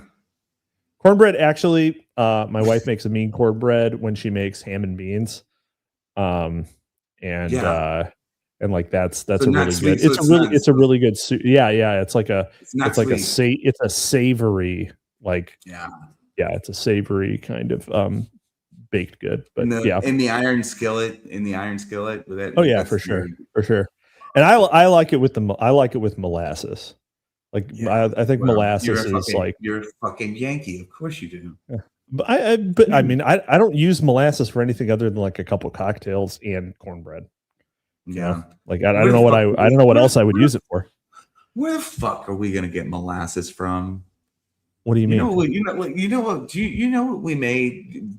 Maple syrup isn't even a thing. Wasn't even a thing in the South till the fucking 90s.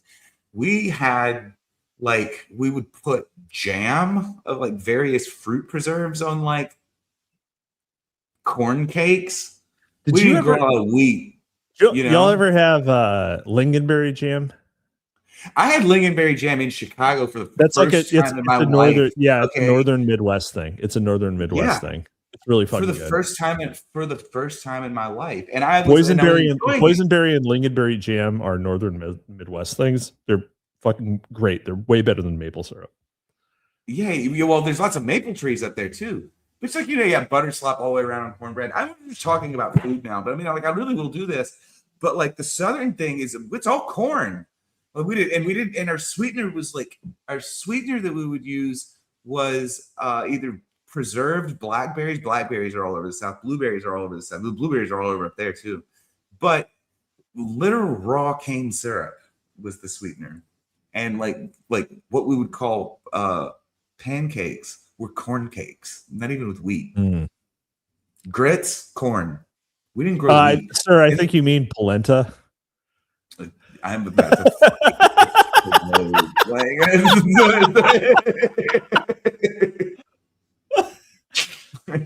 we need super chats. I need super chats because I'm dancing like a monkey. I'm gonna have a heart attack right here. This is great. Why we need to do the long pig cooking show as a special. Yeah.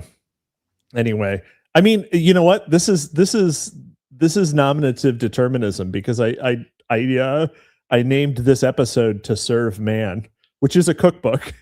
So that it had to happen. It had to happen. Random Trigger is right. Molasses literally exists because sorghum is grown down here. But this is true. But we give it to cows and ship it to the north is what we do. It's not true. Like blackstrap molasses. I guess it's kind of an upper South thing. But yeah, anyway. All right. Yeah. Brother war transpiring. So true. Oh, Randall Shirker, $5 super chat. Thank you, our strongest soldier. Hand over your Southern card, Sandbatch. You don't get it after those barbecue comments. Thanks for the paid $5 to de-Southern you. I'm gonna tweet that. Yep. Oh my God. All right. I think we could probably get through at least one more cannibal. I thought we were going to get through. I thought we were going to get through 3 because Dahmer's the third one. But if we don't, it's fine. There'll be more. We could save some for later. Gary Heidnik was born in 1943 to a father who was described as a strict disciplinarian. In the 9th grade, Gary enrolled in the prestigious Stoughton Military Academy in Virginia. In 1961, he joined the Army and was, as previously noted, set for medic training and then assigned to a field hospital in West Germany. After 3 months there, he went on sick call and was given Stelazine, a powerful tranquilizer normally used to treat severely psychotic states. Records do not indicate that Gary was suffering from such a condition at the time. In January 1963, Heidnik was honorably discharged with a service-related mental disability. Boy, you retarded. Not long after that, he earned a degree as a licensed practical nurse, an LPN. Wow, that's like really early for LPNs. And then began training as a psychiatric nurse at a VA hospital. Over the next 2.5 decades, he would be hospitalized as a psychiatric patient at least 25 times, and he would attempt suicide at least 17 times. And those figures are far from complete, since there is an unexplained 6-year gap in Gary's medical records. Okay, look, if you're attempting suicide 17 times, right? Like, what the hell? Yeah. Like, what is this really about? Come on. What is this about? Yeah. Oh, Stackademic Stagent sends us a buxom Persian woman, sends us €2 and says, your consolation Italian card, Signor Sandbaccio. Senores in the Baccio. I love the Italians. We love it. We're going to be the best. We love our Italians, don't we, folks? We're going to be the best on Italy. I have speaking of the Italian card, I have both Cardone and regular globe artichokes sprouted and ready to go into the garden as soon as I am out of my as soon as I am past my last frost date, so that they can establish. They should be, I hope, perennial, but they may not. They may not. So I just posted a screen cap and I said, I'm a fucking dancing monkey over here buying my poetry so I don't have to dance for shekels like this. And then I posted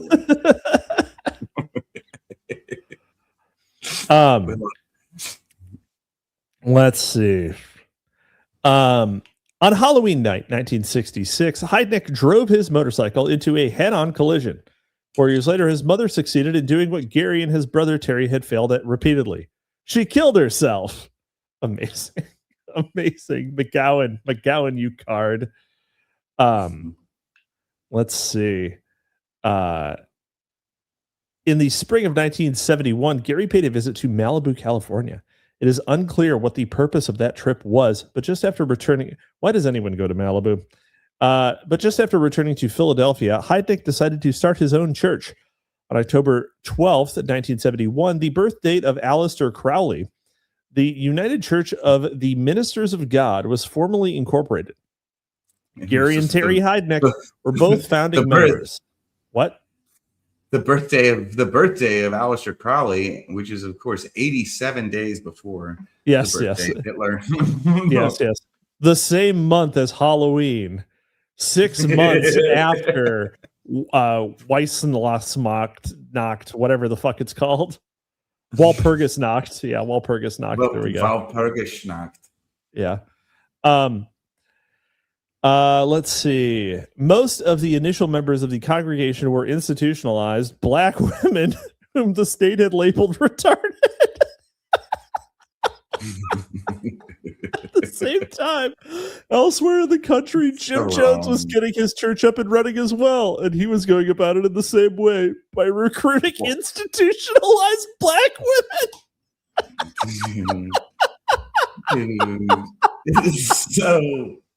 So this is a repeatable business model. Doesn't scale, can run many instances at once. You can be a quirked up white boy recruiting institutionalized black women for your damn church.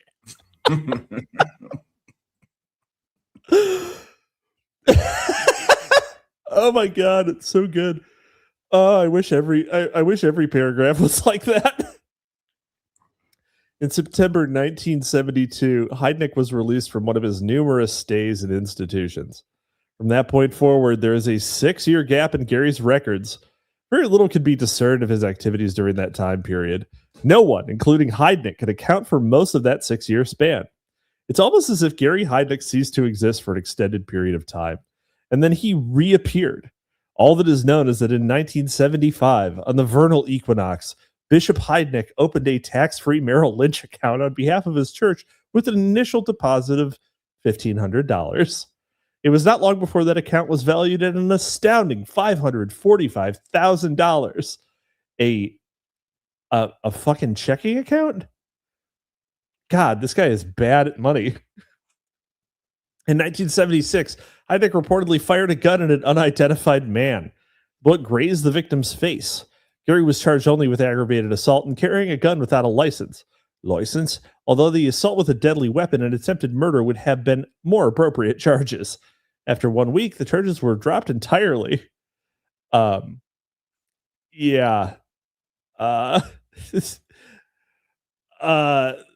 Samurai says, imagine having that much motion. So true. God forbid a white boy try to get some motion. TN drop shipping, says Sex Freakman. That's right. Yep. Oh, man. Heidnik was not heard from again until 1978. It was at that time that he came up with the idea of checking a girl out of an institution and chaining her in his basement where he could repeatedly torture and rape her. Okay, Hold on. What color? Because it's going to depend. That my approval or disapproval is going to depend heavily on the answer to this question. Do we want to take bets? Don't read ahead. Do we want to take bets? No, don't take bets. All right. We gotta keep the lights on here. You gotta keep the lights on. You gotta keep the lights on. We're like prediction market. Prediction market. All right. We need an L. We do. Oh God, I wonder if we could do. We need. Thanks, Uncle Ted.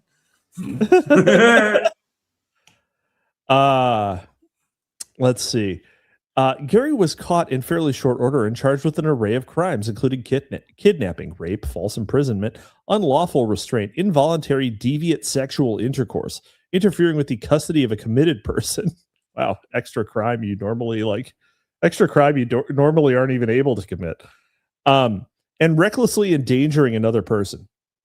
In November 1978, Gary waived his right to a jury trial and placed his fate in the hands of the judge. It proved to be a wise decision. The judge dropped all the felony counts after determining that the victim was too retarded to testify. Oh my God, this guy's on a historic run. He's getting he's basically inverting the whole like too retarded to face consequences, right? He's just inverting that. It's like, oh well, incompetent to stand trial. I guess crime is legal. It's just like, oh, incompetent to testify. I guess crimes committed against them are legal. This is a historic run. All right. Heidnik was found guilty only of the various misdemeanor charges. He received a 3 to 7 year prison sentence, but never set foot in an actual prison. It said he spent 4.5 years institutionalized at various hospitals and was set free on April 12th, 1983. All right, well, that's still pretty bad.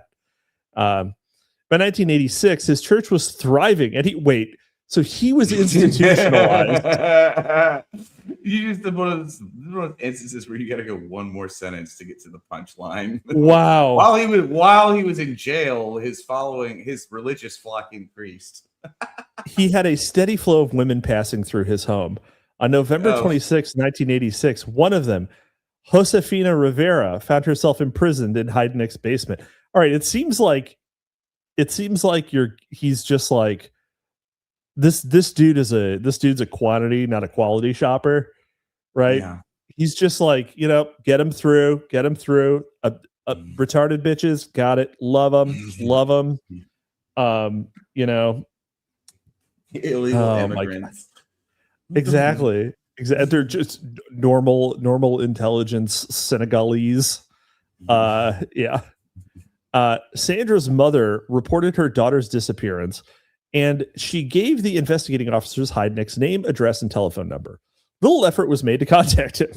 In his basement, Sandra was subjected to all manner of physical and psychological torture. Gary's prisoners were either not fed at all, or they were fed dog food. That was later supplemented with the ground flesh of the prisoners who did not survive the ordeal. Well, waste not, want not. Survivors were given a choice between starvation and cannibalism. They were repeatedly raped by their captor and forced to sexually assault each other. They were kept chained at all times, sometimes in a manner that forced them to remain in an awkward standing position for hours, like a job. They were tortured with electric shocks. On occasion, they were forced into a covered pit. Their eardrums were gouged with a screwdriver to prevent them from hearing when their captor came and went from the house. I like all these retarded deaf bitches. You know what I'm going to do? I'm going to get me some of them deaf mutes. Deaf mutes. Das Boots for Das Moots. On the winter solstice of 1986, Gary added Lisa Thomas to his collection. Interesting. Deborah Dudley was at Deborah Dumb as a Doornail Dudley, they called her, around the same time. Heidnik by then had several women chained in his basement, and yet throughout the time he was collecting his sex slaves, he continued to have consensual sexual encounters with other women, some of whom he regularly brought to the home. One of those women later said that Josefina Rivera sometimes accompanied Gary on his dates and appeared to do so voluntarily. in January 1980. Well, I mean, if you've been eating nothing but dog food and ground up, probably unseasoned human flesh, then if you add unseasoned, probably not seasoned. Well, I mean, like, how much effort is he going to put into it, right?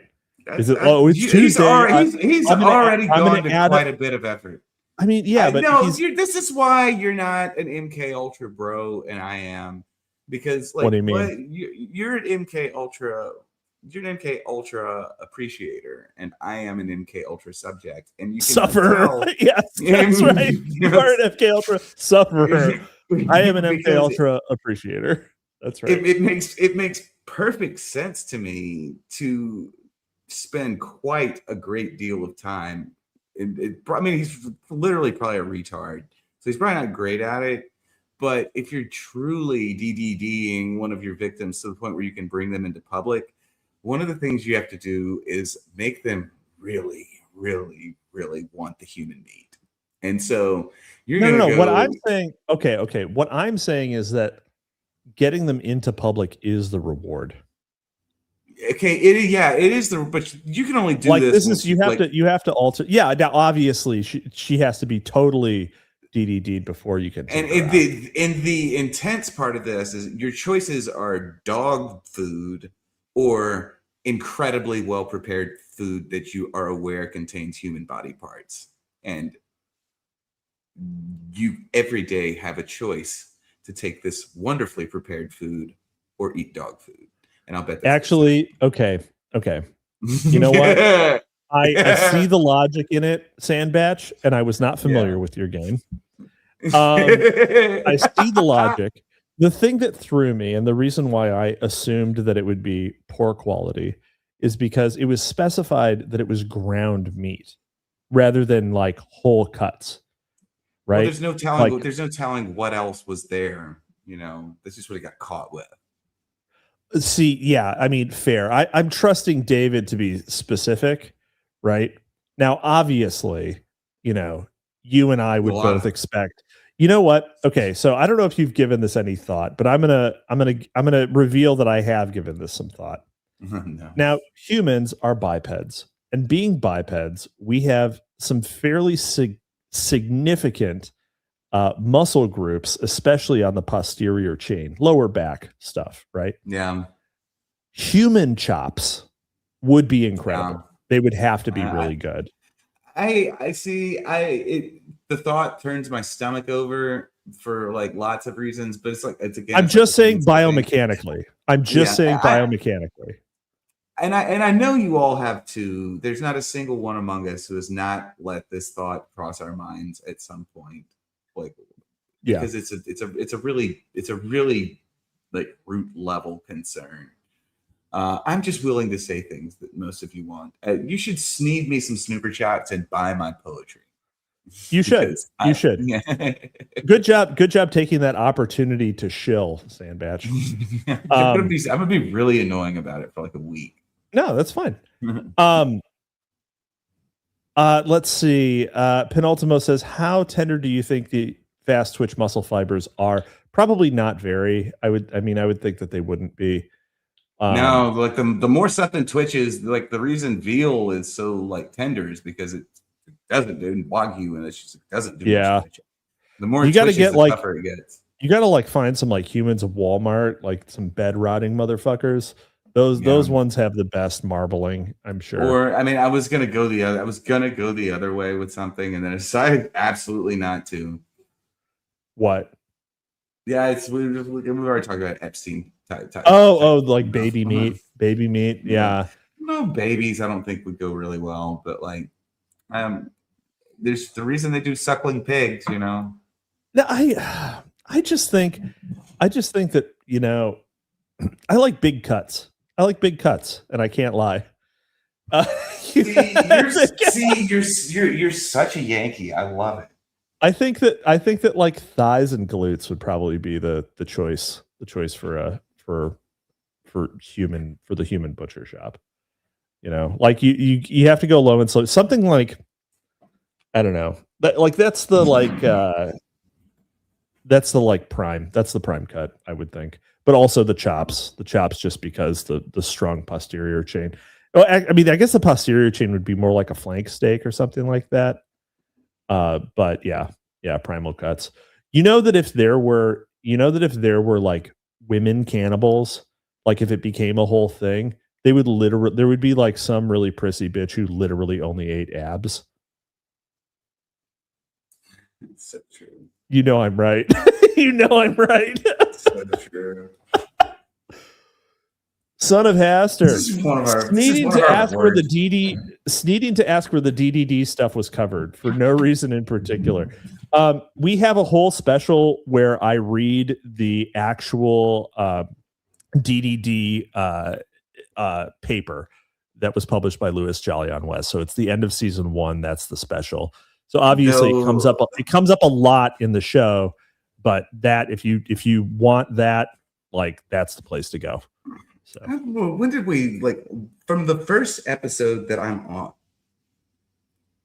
You basically joined the show when Louis Jolyon West entered had his entrance into Aberration Heartland of the Real. And like him, I never left.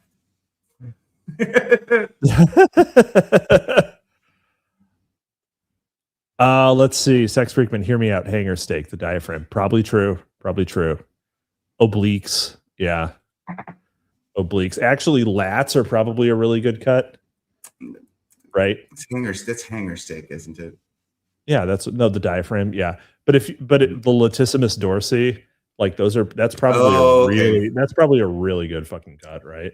I think it is. If you were having to make human soup, you know it'd be sick. Your fucking rotator cuffs, because it's all like connective tissue. There's not really a joint there. It's just all like cartilaginous connections. You make like the best stock in the world out of that. It'd be like Pigfoot times 1,000. You know what I'm saying? Oh my god. Oh my god. Too much.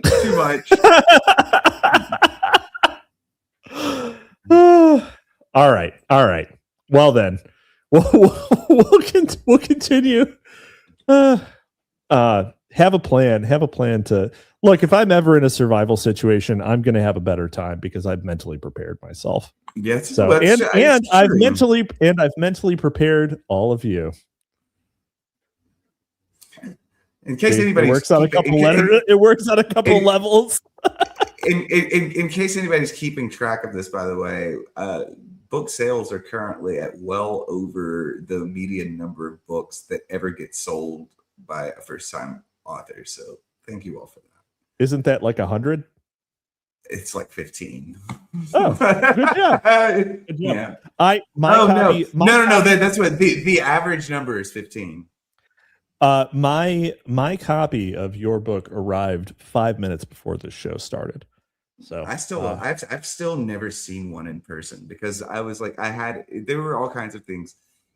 I had been fliggling around with it, and I've been talking about it for a long time, and like the story is there's another one coming as soon as I'm sure people are tired of that one, and it'll I might have another one out. I might have another different book out that I didn't write in less than a month, but in like maybe 2 months. You got to be on that.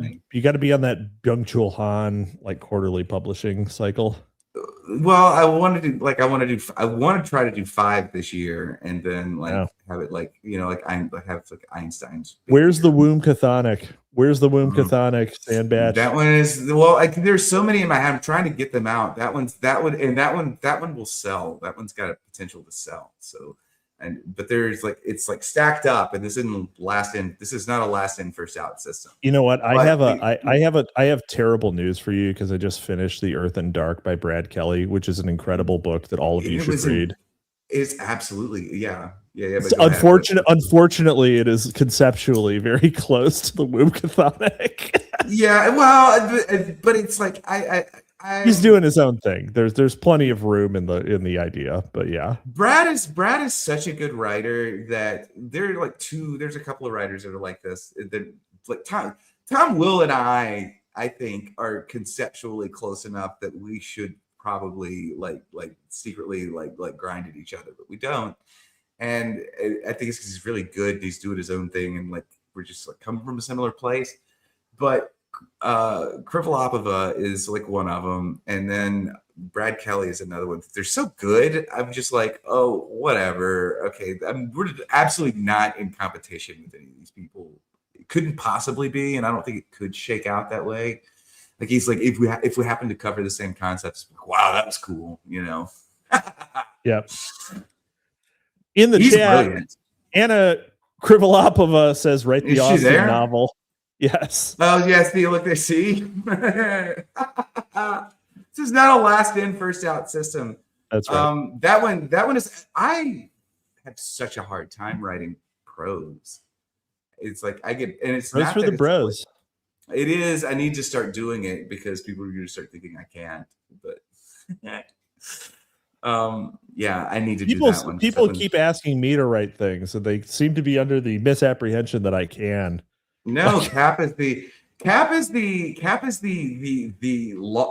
long sought after actual reader, which is which is incredible. Actual reader, inveterate host, not an author. Yeah. Anyway. All right. Where were we? Charges dismissed. Yeah. So hold on. Spousal rape. Where the fuck are we? Oh yeah. Winter solstice. Lisa Thomas. Heidnik by then had several women chained in his basement, and he took Josefina Rivera out on his dates. All right. On January 1987, Heidnik appeared in court acting as his own attorney to answer charges that he had fallen behind on support payments to his ex-wife. Okay. The previous January, following attacks on his estranged wife, Gary had been charged by the DA's office with spousal rape, involuntary deviant sexual intercourse, and indecent assault. Those charges were all dismissed because that assault was decent. On February 7th, 1987, one of Heidnik's sex slaves in training, Sarah Lindsay, in training, okay, died. Shortly, I guess it's technically a job. Shortly afterwards, the remaining prisoners, sex slavery is work. Sandbatch, it is work. It's labor. It's not work. Hambro says, things I've tolerated, a memoir. Cap. Yeah. I mean, I don't know. I'm pretty like, I don't know. I feel like I'm pretty tolerant in the sense that I don't like a lot of things. I can't read memoirs at all. I don't read memoirs. I don't read biographies. I don't read any history anymore either. I read like, actually, you know what? Pages. I have fucking loved. I mean, there are some memoirs that I have fucking loved. Like Samuel Chamberlain's My Confession was an absolute banger from end to end. There's a couple that are good, but as a general rule, it's an art form that is degraded. Oh, for sure. You know. Yeah. You can't write a memoir when you're like in your 30s. Like it's kind of as a rule. I mean, you can, and then, but like in the past, somebody you can write like a war journal. Really, you know, you can write like a war journal or something, but it can't be a memoir. The 2010s hipsterdom did the possibility of that in, I think. Yeah, because there's like there are like so many like it's me. I'm in this picture and I don't like it. All right. On February 7th, 1987, one of Heidnik's sex slaves in training, Sarah Lindsay, died. Shortly thereafter, I've never seen so many dead hookers in all my life. We should have that on the set. We should have that on the soundboard. So never seen so many dead hookers in all my life. Lord knows I have. Yeah. Let's see. Shortly afterwards, the remaining prisoners heard the sounds of a power saw and an industrial food processor that Gary had rushed out to buy. He went out and bought the Hobart and had it wired into the 3-phase at his house. He reportedly ground up some parts of Lindsay's corpse and cooked others. His remaining captives wisely began to work out an escape plan, but Rivera tipped Heidnik off and the plan was foiled. Okay, so she really was like fully in on it, right? Rivera tipped him off, the alleged okay. 3 days she really did want that meat, didn't she? 3 days after Sandra's death, neighbors became concerned about the stench of burning flesh emanating from Heidnick's home. The police were called and quickly discovered that it was impossible to see into the house and difficult to gain entry. The shades were all drawn tight and rips in them had been carefully and thoroughly duct taped.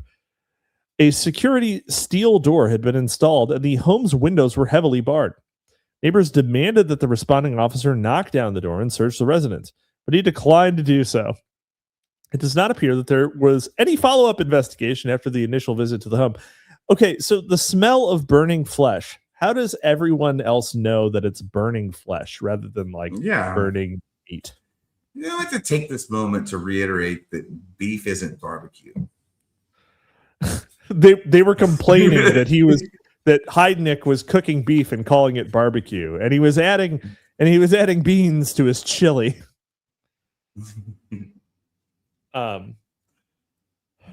About 5 weeks later, Gary lost another one of his prisoners. Deborah Dudley was electrocuted while immersed in a water-filled pit.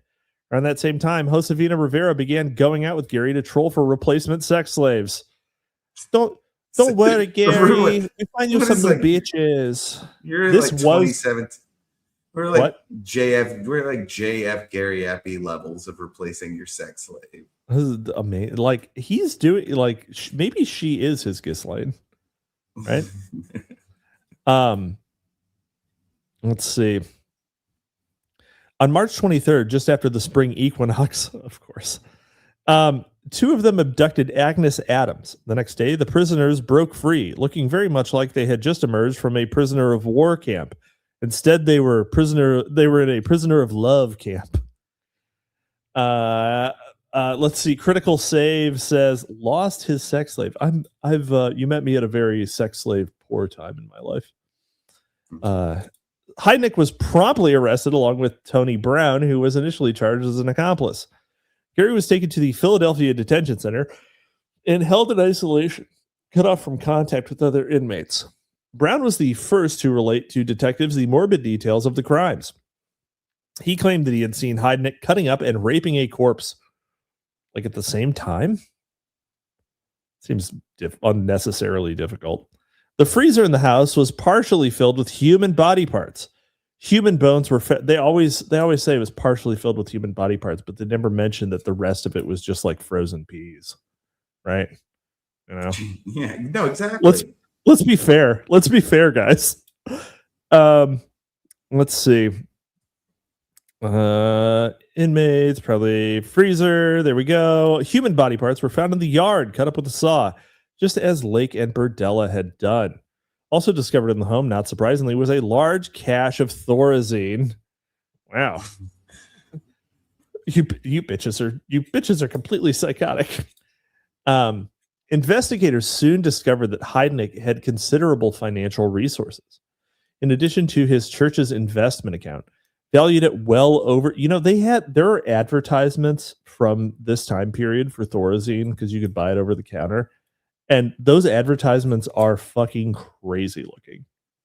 Like it's just like a person like who is standing like surprised, like bracing to jump with like a giant eyeball looming over them that says like in a massive marquee that says Thorazine. It's crazy. It's crazy. Let me see if I can find one. Advertisement. Yes. Here we go. Found it in one.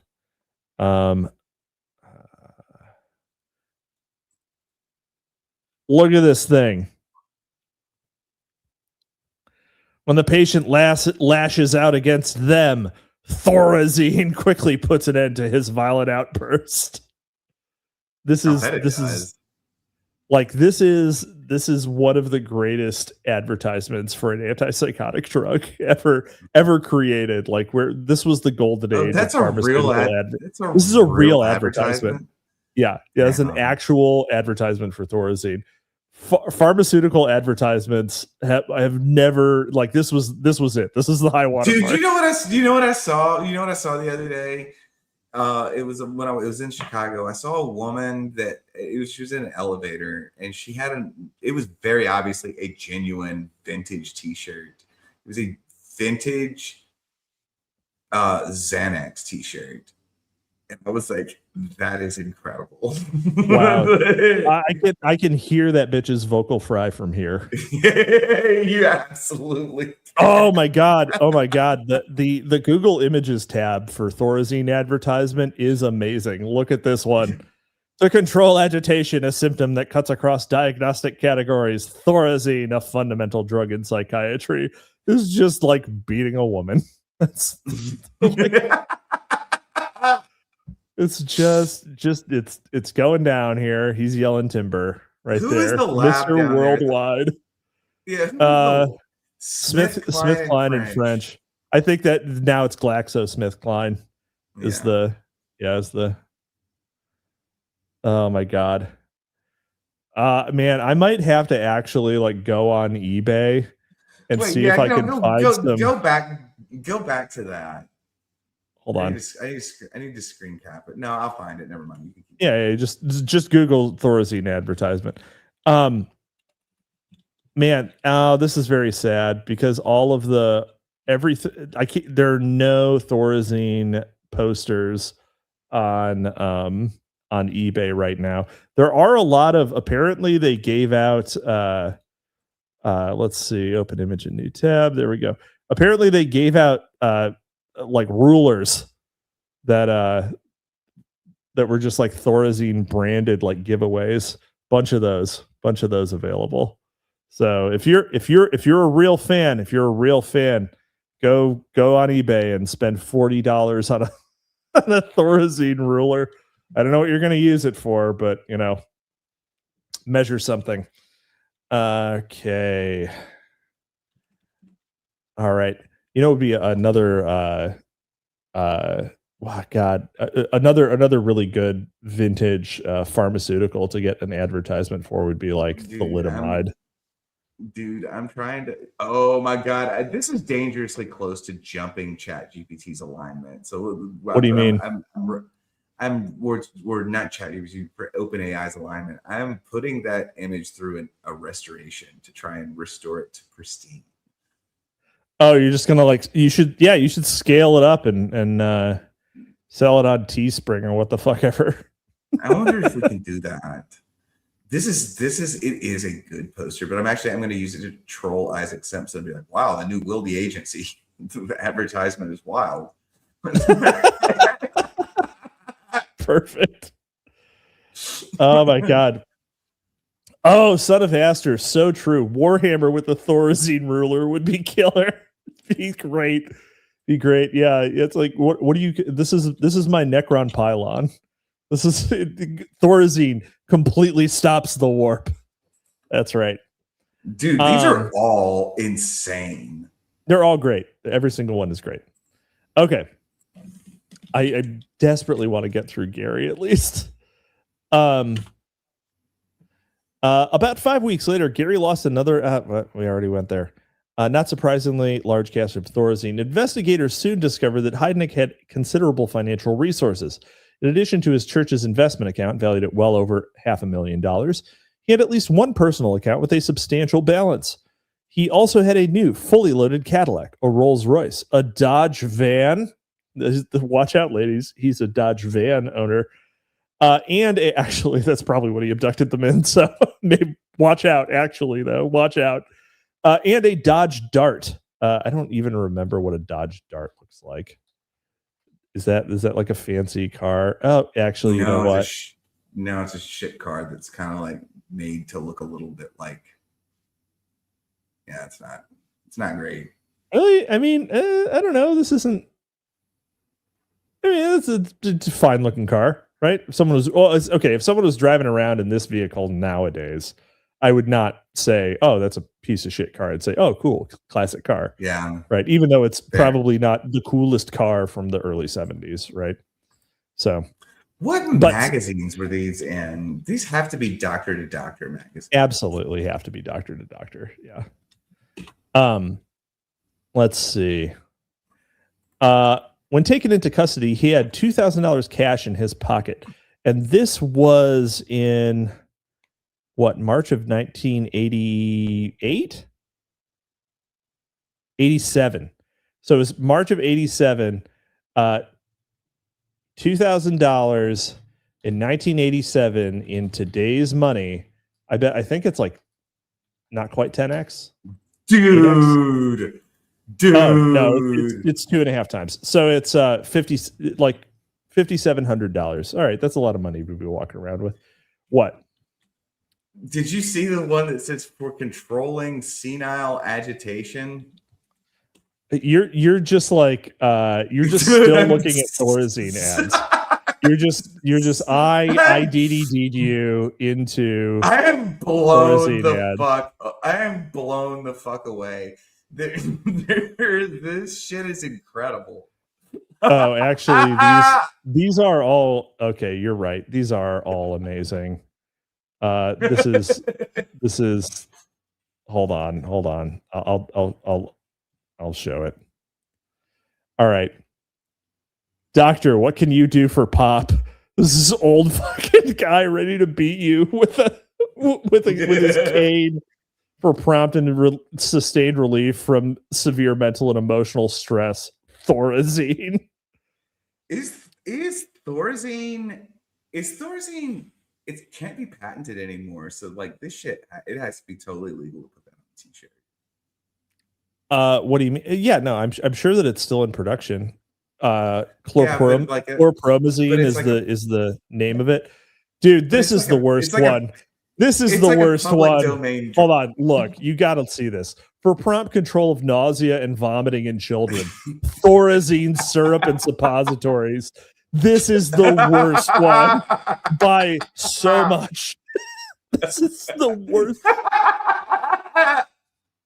Bro, oh my god, bro, you gotta, mommy, I have an upset tummy. No problem, little Billy. Have some powerful psychoactives up your little butthole. No problem. Yeah, you get to meet the machine elves.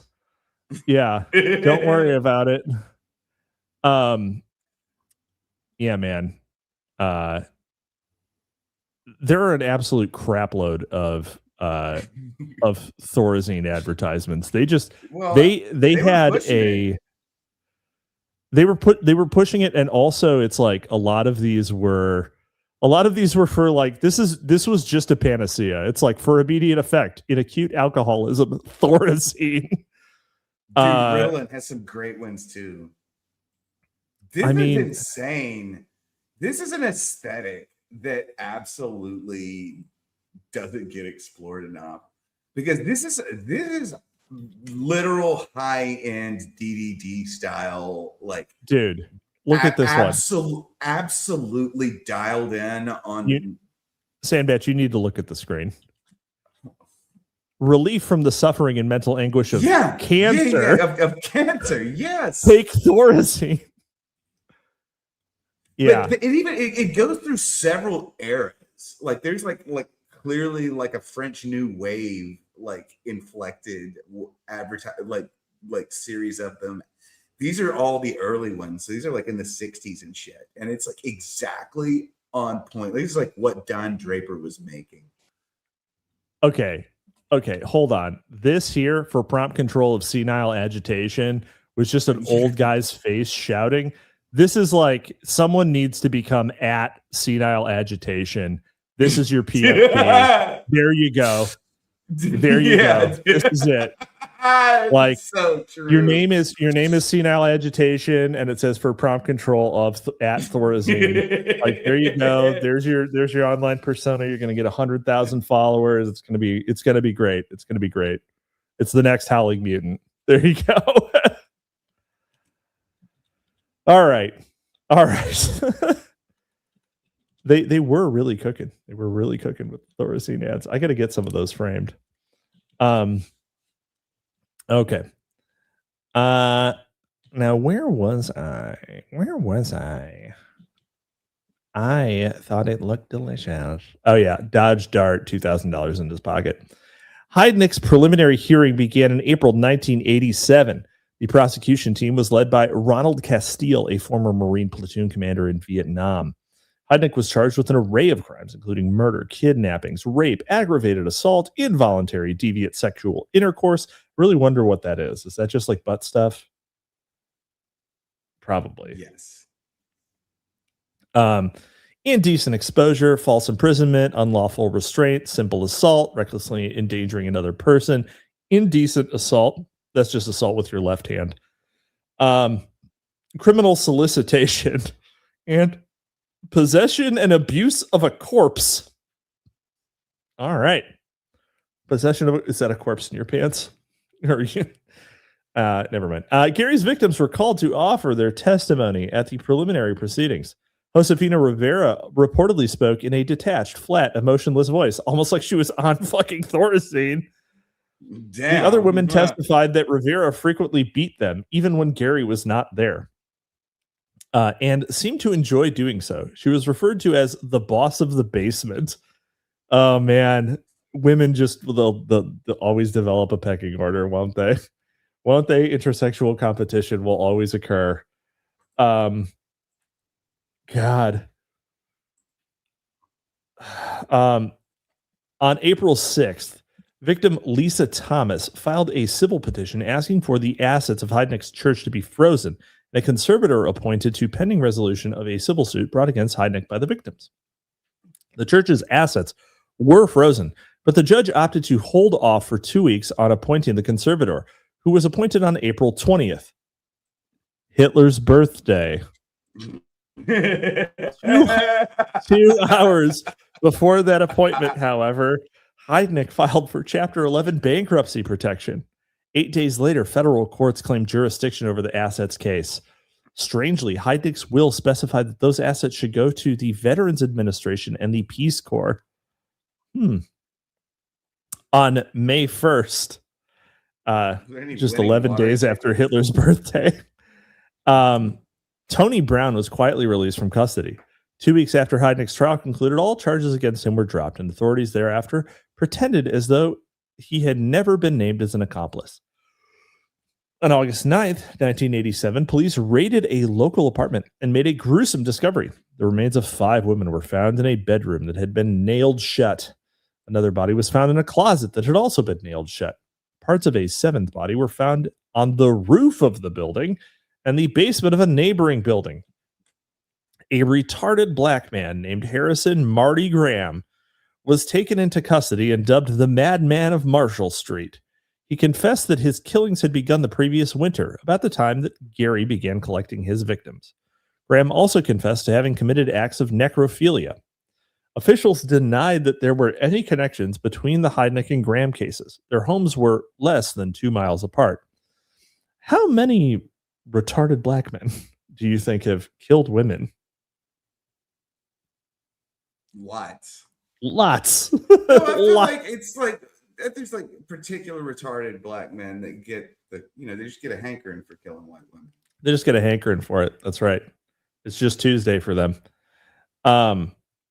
Let's see.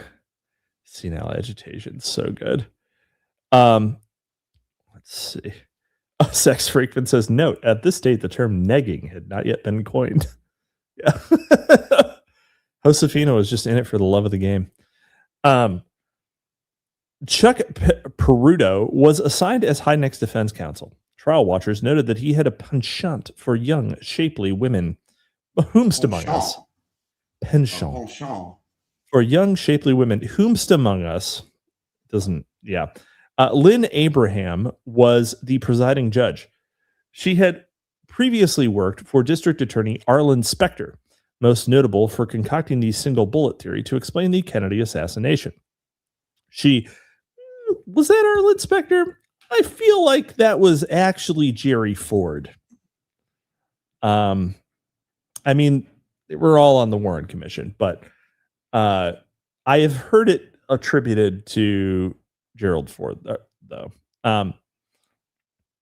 Let's see. She had also worked for HUD and for Mayor Frank Rizzo's redevelopment authority before being elevated to the bench. During her tenure as a prosecutor, Abraham had been known to surprise the city's medical examiners by showing up to view autopsies, for reasons best known only to her. During the opening phase of Heidnick's trial, she distinguished herself by repeatedly interrupting the questioning of potential jurors. Even so, the jury was seated in just 1.5 days, a notable feat for such a high-profile case. Gary was kept heavily dosed with Thorazine throughout the trial. He sat at the defense table, staring straight ahead, saying nothing, and by all appearances, hearing and seeing nothing. He was described by trial watchers as nearly catatonic. His fitness to stand trial and participate in his own defense was apparently never questioned. His attorney's opening statement would have been remarkable were it not for the fact that it was virtually the same opening statement that has been offered that has been offered by so many other serial killer advocates. The judge said something this morning about people being innocent until proven guilty. My client is not innocent. He is very, very guilty. All testimony concerning the medical treatment of Heidnick received while in the military in Germany was disallowed. The jury never saw the documentation of Gary's unwilling participation in military LSD experiments. The jury never heard that only 1 in 79,000 military veterans who apply for benefits due to a mental disability get 100% disability rating and are awarded benefits for life. What? The LSD experimentation. So you know who's involved here now. But yeah, obviously. Well, I mean, maybe it was. Yes. So, yes, Jolyon West was definitely involved in that. But like a lot of the actual LSD experiments, right, were actually Gottlieb. Gottlieb was the chemist. West was the technician, right? Yeah. Like Gottlieb, I think by most accounts, did not make as much progress as West. He just they gave up on using them. They gave up on drugs as a primary agonist because it was just too unpredictable. That's right. And I mean, Gottlieb really wanted like he just really wanted to make novel compounds, right? Excuse me. Let's see here. Anyway, Heidnick had received such a deal, and he had not even filed for it. A man named Jack Apshe. Excuse me. Are you dying? You'll be okay. No, I'm just sneezing. Here, talk about something horrible. No, I don't have anything to talk about now. I'm just sitting here and listen to you sneeze. Oh my Lord. Seasonal allergies. All this tree jizz in my nose and eyes. They ought to be ashamed of themselves. Cap does not have a cocaine problem. I sure don't. God. I mean, wait, does that cure seasonal allergies? Yeah, it probably does, actually. Man, that would be, yeah. I mean, it should cure Randall them, Shirker. like, Randall Shirker, Cap can't breathe. Yeah. I wouldn't say cocaine almost certainly doesn't cure them, but I bet it will temporarily relieve symptoms. Yeah, I'm sure. I bet it does, just because, like, you know, I take ephedrine. I have to like go and give my ID to the fucking people at the pharmaceutical counter because some jackasses want to make meth out of it. But I don't take like Sudafed even. I like go for the real ephedrine. So you got to go buy Broncaid. Yeah, it's not easy to get a hold of anymore. It's just, I mean, some states it's actually fully illegal, but yeah, it's illegal here. Don't ask me how I know. Interesting. Sex Freakman. I cured my presumably seasonal allergies from going on an extended fast once. This is not medical advice, but it is financial advice. That's a good one. I like that. I cured my bankruptcy by going on an extended fast. All right. Let's see. A man named Jack Apshe, a former helicopter door gunner in Vietnam turned psychologist specializing in records research, interesting, arrived in court with extensive, meticulously organized records of Heidnick's psychiatric history, minus the 6 years for which no records exist. Virtually all of Apshe's well-documented evidence was disallowed. The ruling by the judge to disallow the introduction of that evidence was a most unusual one, however, in that it seemed to bar only the defense team from introducing the material, but not the prosecution or the judge herself. The state was allowed to pick and choose which documents it wanted to enter into evidence, and Judge Abraham even handpicked some of the documents and read them into the record. The judge also disallowed all questions pertaining to the possible involvement of Tony Brown. What she did allow introduced into evidence was Heidnick's past criminal record. While that would normally be inadmissible, Abraham allowed it in through a backdoor route, the testimony of his former captives to whom he had bragged of his past exploits. He had also told them that he had killed 6 women in all, though no other victims were ever identified. The picture of Josefina Rivera that emerged at trial was of a mind-controlled accomplice to Gary. Victim Agnes Adams testified that she had seen Josefina working the streets 2 weeks before her own capture, which occurred several weeks after Rivera had been imprisoned. Rivera herself admitted on the stand that there were times when she was left unsupervised and could have escaped. The other victims named her along with Heidnick in the civil suits that were filed. Dr. Clancy, how much money do you think this bitch has? She was like she was property for you. You were there with her. You know. Anyway, Dr. Clancy McKenzie was called as a witness for the defense, but his testimony certainly did not benefit the defendant. Peruto went so far as to label his own witness a flake in comments that appeared in print. He did not bother, though, to explain why it was he who had called that flake to the stand. Following the feeble attempt to mount a defense, the jury was sequestered to begin deliberations. Strangely, a gag order that had been issued early on, purportedly so as not to contaminate the jury, remained in effect. The jury returned guilty verdicts on 2 counts of murder and multiple counts of rape, kidnapping, aggravated assault, involuntary deviant sexual intercourse. During the penalty phase that followed, not a single defense witness was called. Peruto's closing argument, with his client's life on the line, lasted just 4 minutes. 2 death sentences were delivered after less than 2 hours of deliberations. I mean, I guess he gets paid the same no matter what, right? So, Yeah. Just got to fuck that duck. A psychiatric report prepared after the trial started. From Gary Heidnick's history, it was clear that his first psychosis was facilitated by a near-lethal dose of hallucinogenic substance given to him while he was in Germany in the military. The same report noted, Heidnick's recall of the 4 months with the women is very hazy and dreamlike.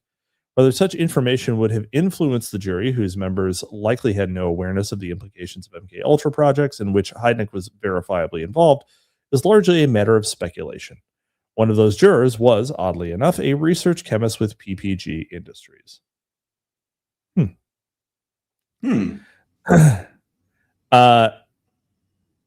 is that? PPG is something Procter is whatever the OG Procter and Gamble is. I don't know.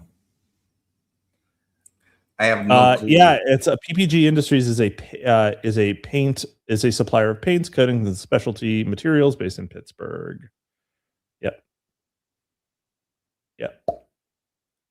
Weird, because that's it just seems like not like coatings and filters, architectural coatings. Okay. I think the Thorazine, the Thorazine images are just they're too actually intense.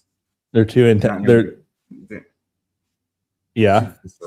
They're not going viral. They should already have be at thousands by now. Oh, did you just post a bunch of Thorazine pictures? Yeah, I think I probably should have just gone with one instead of many. Oh, you just constructed a thread. Well, I posted 4 of them at once, but when you post 4 pictures, it kind of takes away from the shockingness of that dude's face just staring at you. You know what I mean? Fair enough. Feng shui is wrong. Tyrant in the house. Oh my god, this is great. I didn't even see this one. Tyrant in the house. Thorazine can control the agitated, belligerent, senile. Yeah. Wow. At agitated, belligerent, senile. Yeah. Yeah, senile agitation. This is boom. This is what to do with boomers. You didn't even post the eyeball one. Yeah, that one was a little Yeah. 280s. That was a little 280s for me. Interesting. Belligerent senile is not taken. You can snag it Right now at belligerent senile. The day of the pillow appreciator. You know, but it's gonna be Haitians, so it's mixed feelings about it. The Haitians doing the day of the pillow. True. The day of the pillow is now. It's yesterday. Yeah, it's the next time you give a Haitian access to an elder care center. It's a monkey paw wish, right? Like the finger curls. All right. Here's can we do this in 20 minutes? I don't know if we can do it in 20. I don't think we can't do that in 20 minutes. I'd just be running through it and we wouldn't get any drizzle on the rizzle for Jeffrey Dahmer. And I feel like I don't want to waste Jeffrey Dahmer on a speed read. Yeah. So what do you think? Are we going to let Gary Heidnik into the Dared to Love Club? No, I don't think so. It's pretty bad for all these guys. These are all for that reason. Definitely did it. Definitely did it. Yeah. I mean, there's probably no from me. You know who the closest to me being like maybe none of this happened is? Who?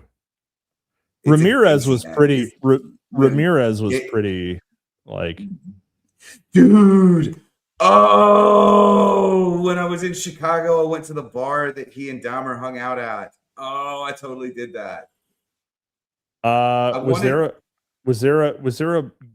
was a Dahmer bar? Dahmer was from Milwaukee, wasn't he? Yeah. Yeah, but he would come into Chicago sometimes. I mean, they're really close. Yeah. Yeah, they're if you're trying to get out to somewhere, if you're it's 4 million versus 700,000, right. But he did the same bar. I mean, it's a gay bar, so like, of course, all the gays are going to it. But same bar, John Wayne. It was a gay bar at the time, by the way. It might still be. I don't know. I usually can't tell when I go in. But Casey Dahmer. You can tell that it's a gay bar because nobody wants to talk to you. And it's in Boys Town, the gay area of Chicago. Yes. Yeah. But I live in New Orleans, so literally every other bar advertises itself as a gay bar. So like, I just don't even think about it. I'm just like, oh, look, it's a bar, But it was pointed out to me as one that they frequented, so I was like, I'm gonna go check that place out. Right. How was I wanted to do this. Did you get murdered? No, I didn't. I wanted to do the show from there. I wanted to surprise, but I didn't have my microphone with me. I wanted to surprise.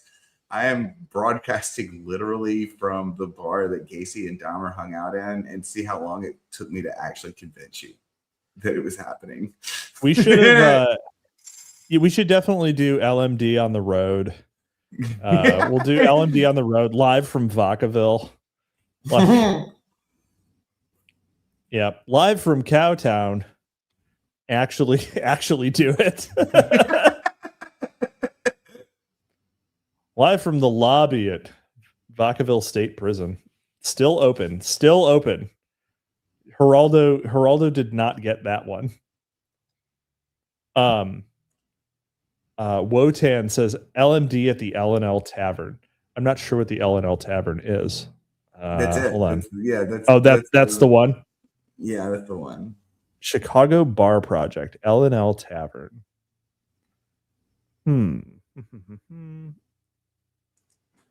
Yeah, 3207 Clark Street. See photos. Yep. It's like a perfectly normal looking. Yep. perfectly normal looking Chicago bar.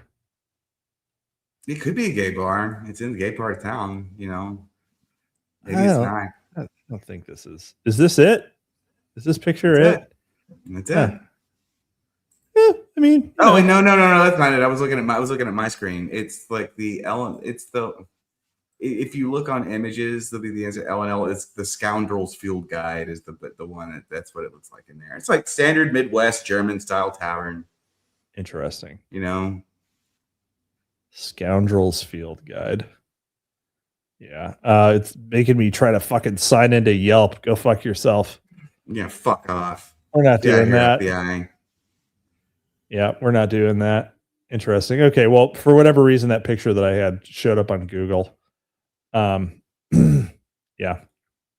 But that, like, it's the really nondescript looking place with the like the pickup truck outside of it in the first image. Yeah, or it's got a Wikipedia page.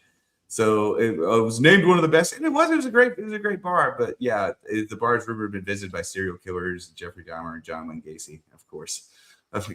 I mean, like, you know, these are real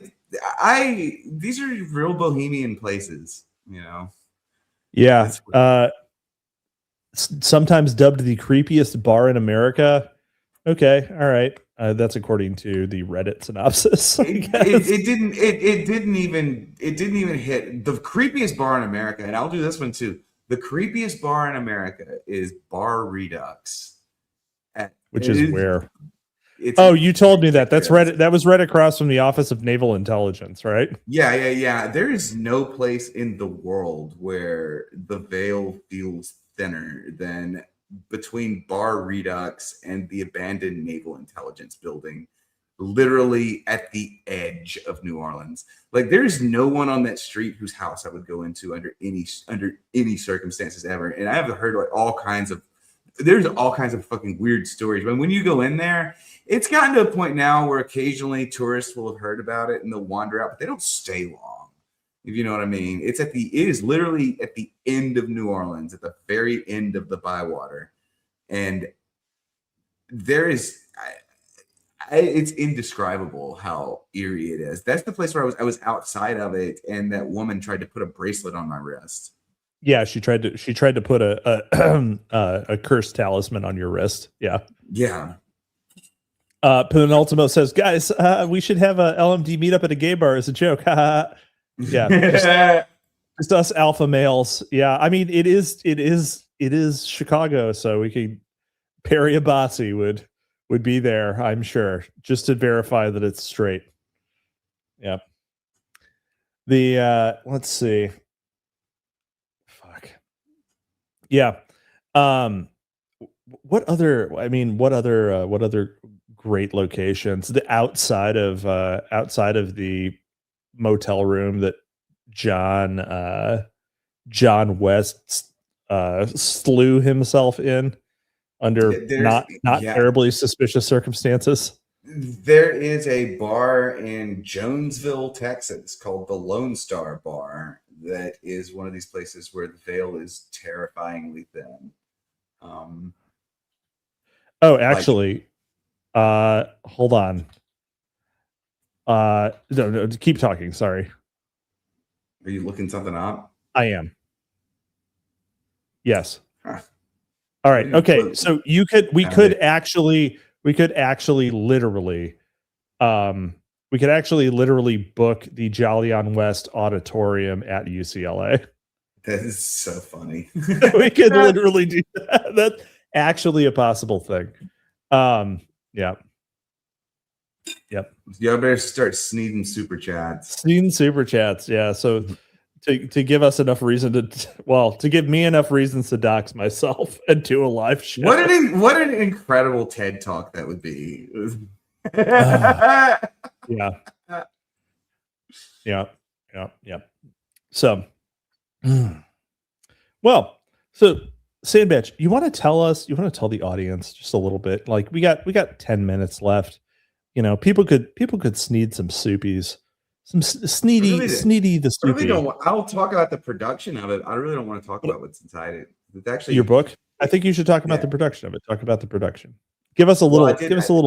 tiddlywink. It's like I pointed out a long time ago when I started doing this. I was like, if I'm gonna write a book, I'm also, because the way I do things, I'm 36. I've never written a book before. It's like, whoa. I've written book like things before. We've never actually made a book, and I was like terrifyingly interested in the entire process, start to finish. And so I did. I haven't said anything about it because it's so like passe. It's like, oh, started a publishing company, which I did. I totally started a publishing company, and I called it Saint Expedite Press. So I could I like did the whole thing from the ground up. I did apparently I made one. The reason I did this book first, by the way, is because I'm attached to it. I very much enjoy it, but it's also one that came out as I was editing the book that I really intended to write first. So that one is also done, but I was just started writing other poems as a stress ball when I was editing that one, and that turned into a book too. And then it turned into the stuff that looks more like the stuff that I've been posting on Twitter, I guess. But the whole the whole point of it is I use I do a lot of formal poetry. There's a lot of actual formal stuff in there. But the thing I try to do is I try to make the form invisible. So like there are things like where there's a really old Italian form called a terza rima that I have this whole, when I write poetry, I try to do this like this kind of concept of like of jazz. So I like to actually do like white boy jazz in poetry. So I'll do things like move a syllable around where it's not supposed to be, try and create the sound of that blue note. So like what it is, it's a study of 3 moods in chamber verse. So like chamber verse are like little short pieces. You have 3 sections in the book. And it is l'obsession, ruin, and désert. Yeah. Just like I'm really, really hamming up the French thing. It's kind of jokey, but yeah, the whole thing is I was, and really the moment I decided it had to be a book, I was sitting in the Bywater, not far from Bar Redux, actually, last summer, and there was a woman there that I wanted to talk to, but I was like really down. I was a combination of down bad and had a terrible concussion from wrecking my car, and I was terrified to say anything to her for some reason. And so what I did there instead was I sat and wrote 6 variations, like almost like Mozart, like Mozart's Twinkle Twinkle Little Star. And I wrote like 6 variations on me sitting here watching this woman at this cafe in the Bywater, and they got so raunchy. And then I started thinking about this. I'm like, okay, so like this is obsession is what I'm doing right now. This is a really good study of obsession. So like expand it. And then I started thinking, okay, so we're just thematically now. We have obsession. Now one of my favorite subjects, and I think one of the only 2 subjects we're writing about is misaligned. One is misaligned love. Okay. And so like what are the stages of almost everything I write can be fit into some framework. Like what is an effective misaligned love? And I come up with this stage process that I was like, okay, there's obsession leads to ruin, and then possibly if you get it right, you get to experience something that's very much like true desire. And so what the book is they're not very long. They were originally supposed to be chap books that I passed around New Orleans to advertise the other book, and then I was like, actually this is in fact it got to 71 pages and something. This is actually a whole collection now. And so I was like, yeah, we'll do this one first as the guinea pig. And then the one that I actually really, I care about it, but the one that I'm really, really concerned about, the one that I'm really into. This is a thing with me whenever this is why the Austen novel hasn't appeared yet. This is why my other novel hasn't appeared yet. It's why novels are difficult. I was able to write most of the poetry in these 2 books before I became convinced that I was seriously attempting to write poetry. So I had no stake in it. I had no stake in them. I was like doing this as a self-recovery technique almost. And they just ended up being really good. And I was trying to do other things. So I have a really difficult time finishing things. And so like the way this one came out, this one ends up, it's good. It's really good. I think it's incredible, but it's not the one that I'm as into. However, I also think the one that I am gonna do next is it also will retroactively hook this one in, and then there's maybe gonna have to be a third book as well. So I may have to write another book of poetry, but it was really fun to write. I don't think anybody has, like whenever people like release books and that sort of thing, and like there's always this like pell-mell rush to be like, oh, this is like this other author, this other author, this other author. I actually can't think of any whenever I look back at these, I can't see that they look like anything that I've ever seen before. I mean, I'm sure it's out there, but it is something that I don't, if it's been tried before, nobody's done it in a long time, just to try and like sort of fit music tonally to words.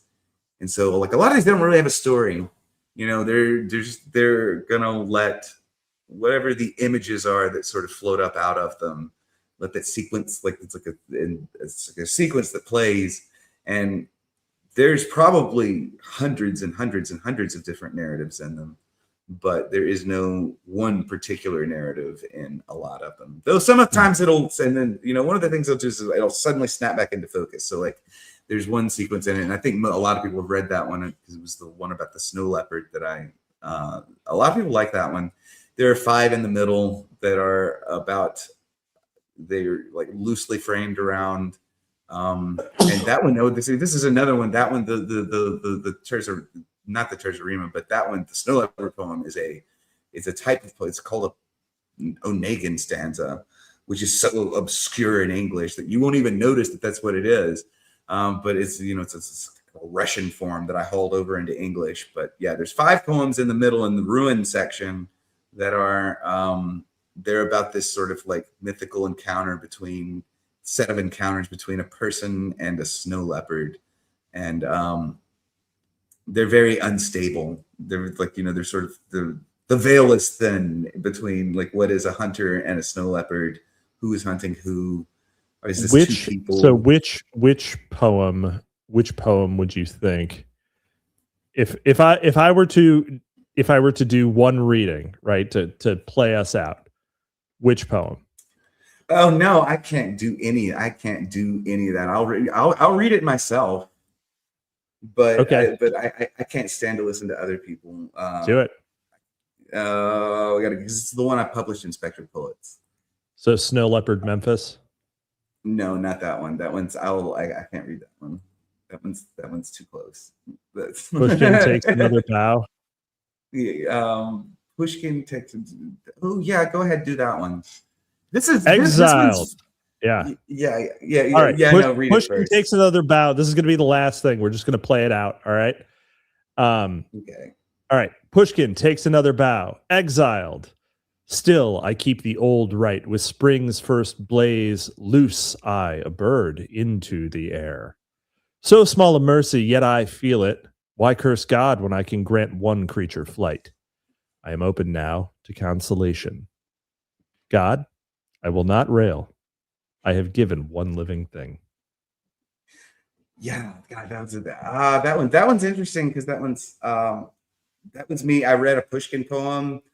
It was translated into English, and I just rewrote it. I rewrote it over and over and over and over again until the Pushkin bit was actually just a little kernel inside, or rather, I was inside a Pushkin poem, and I was like looking around back at the.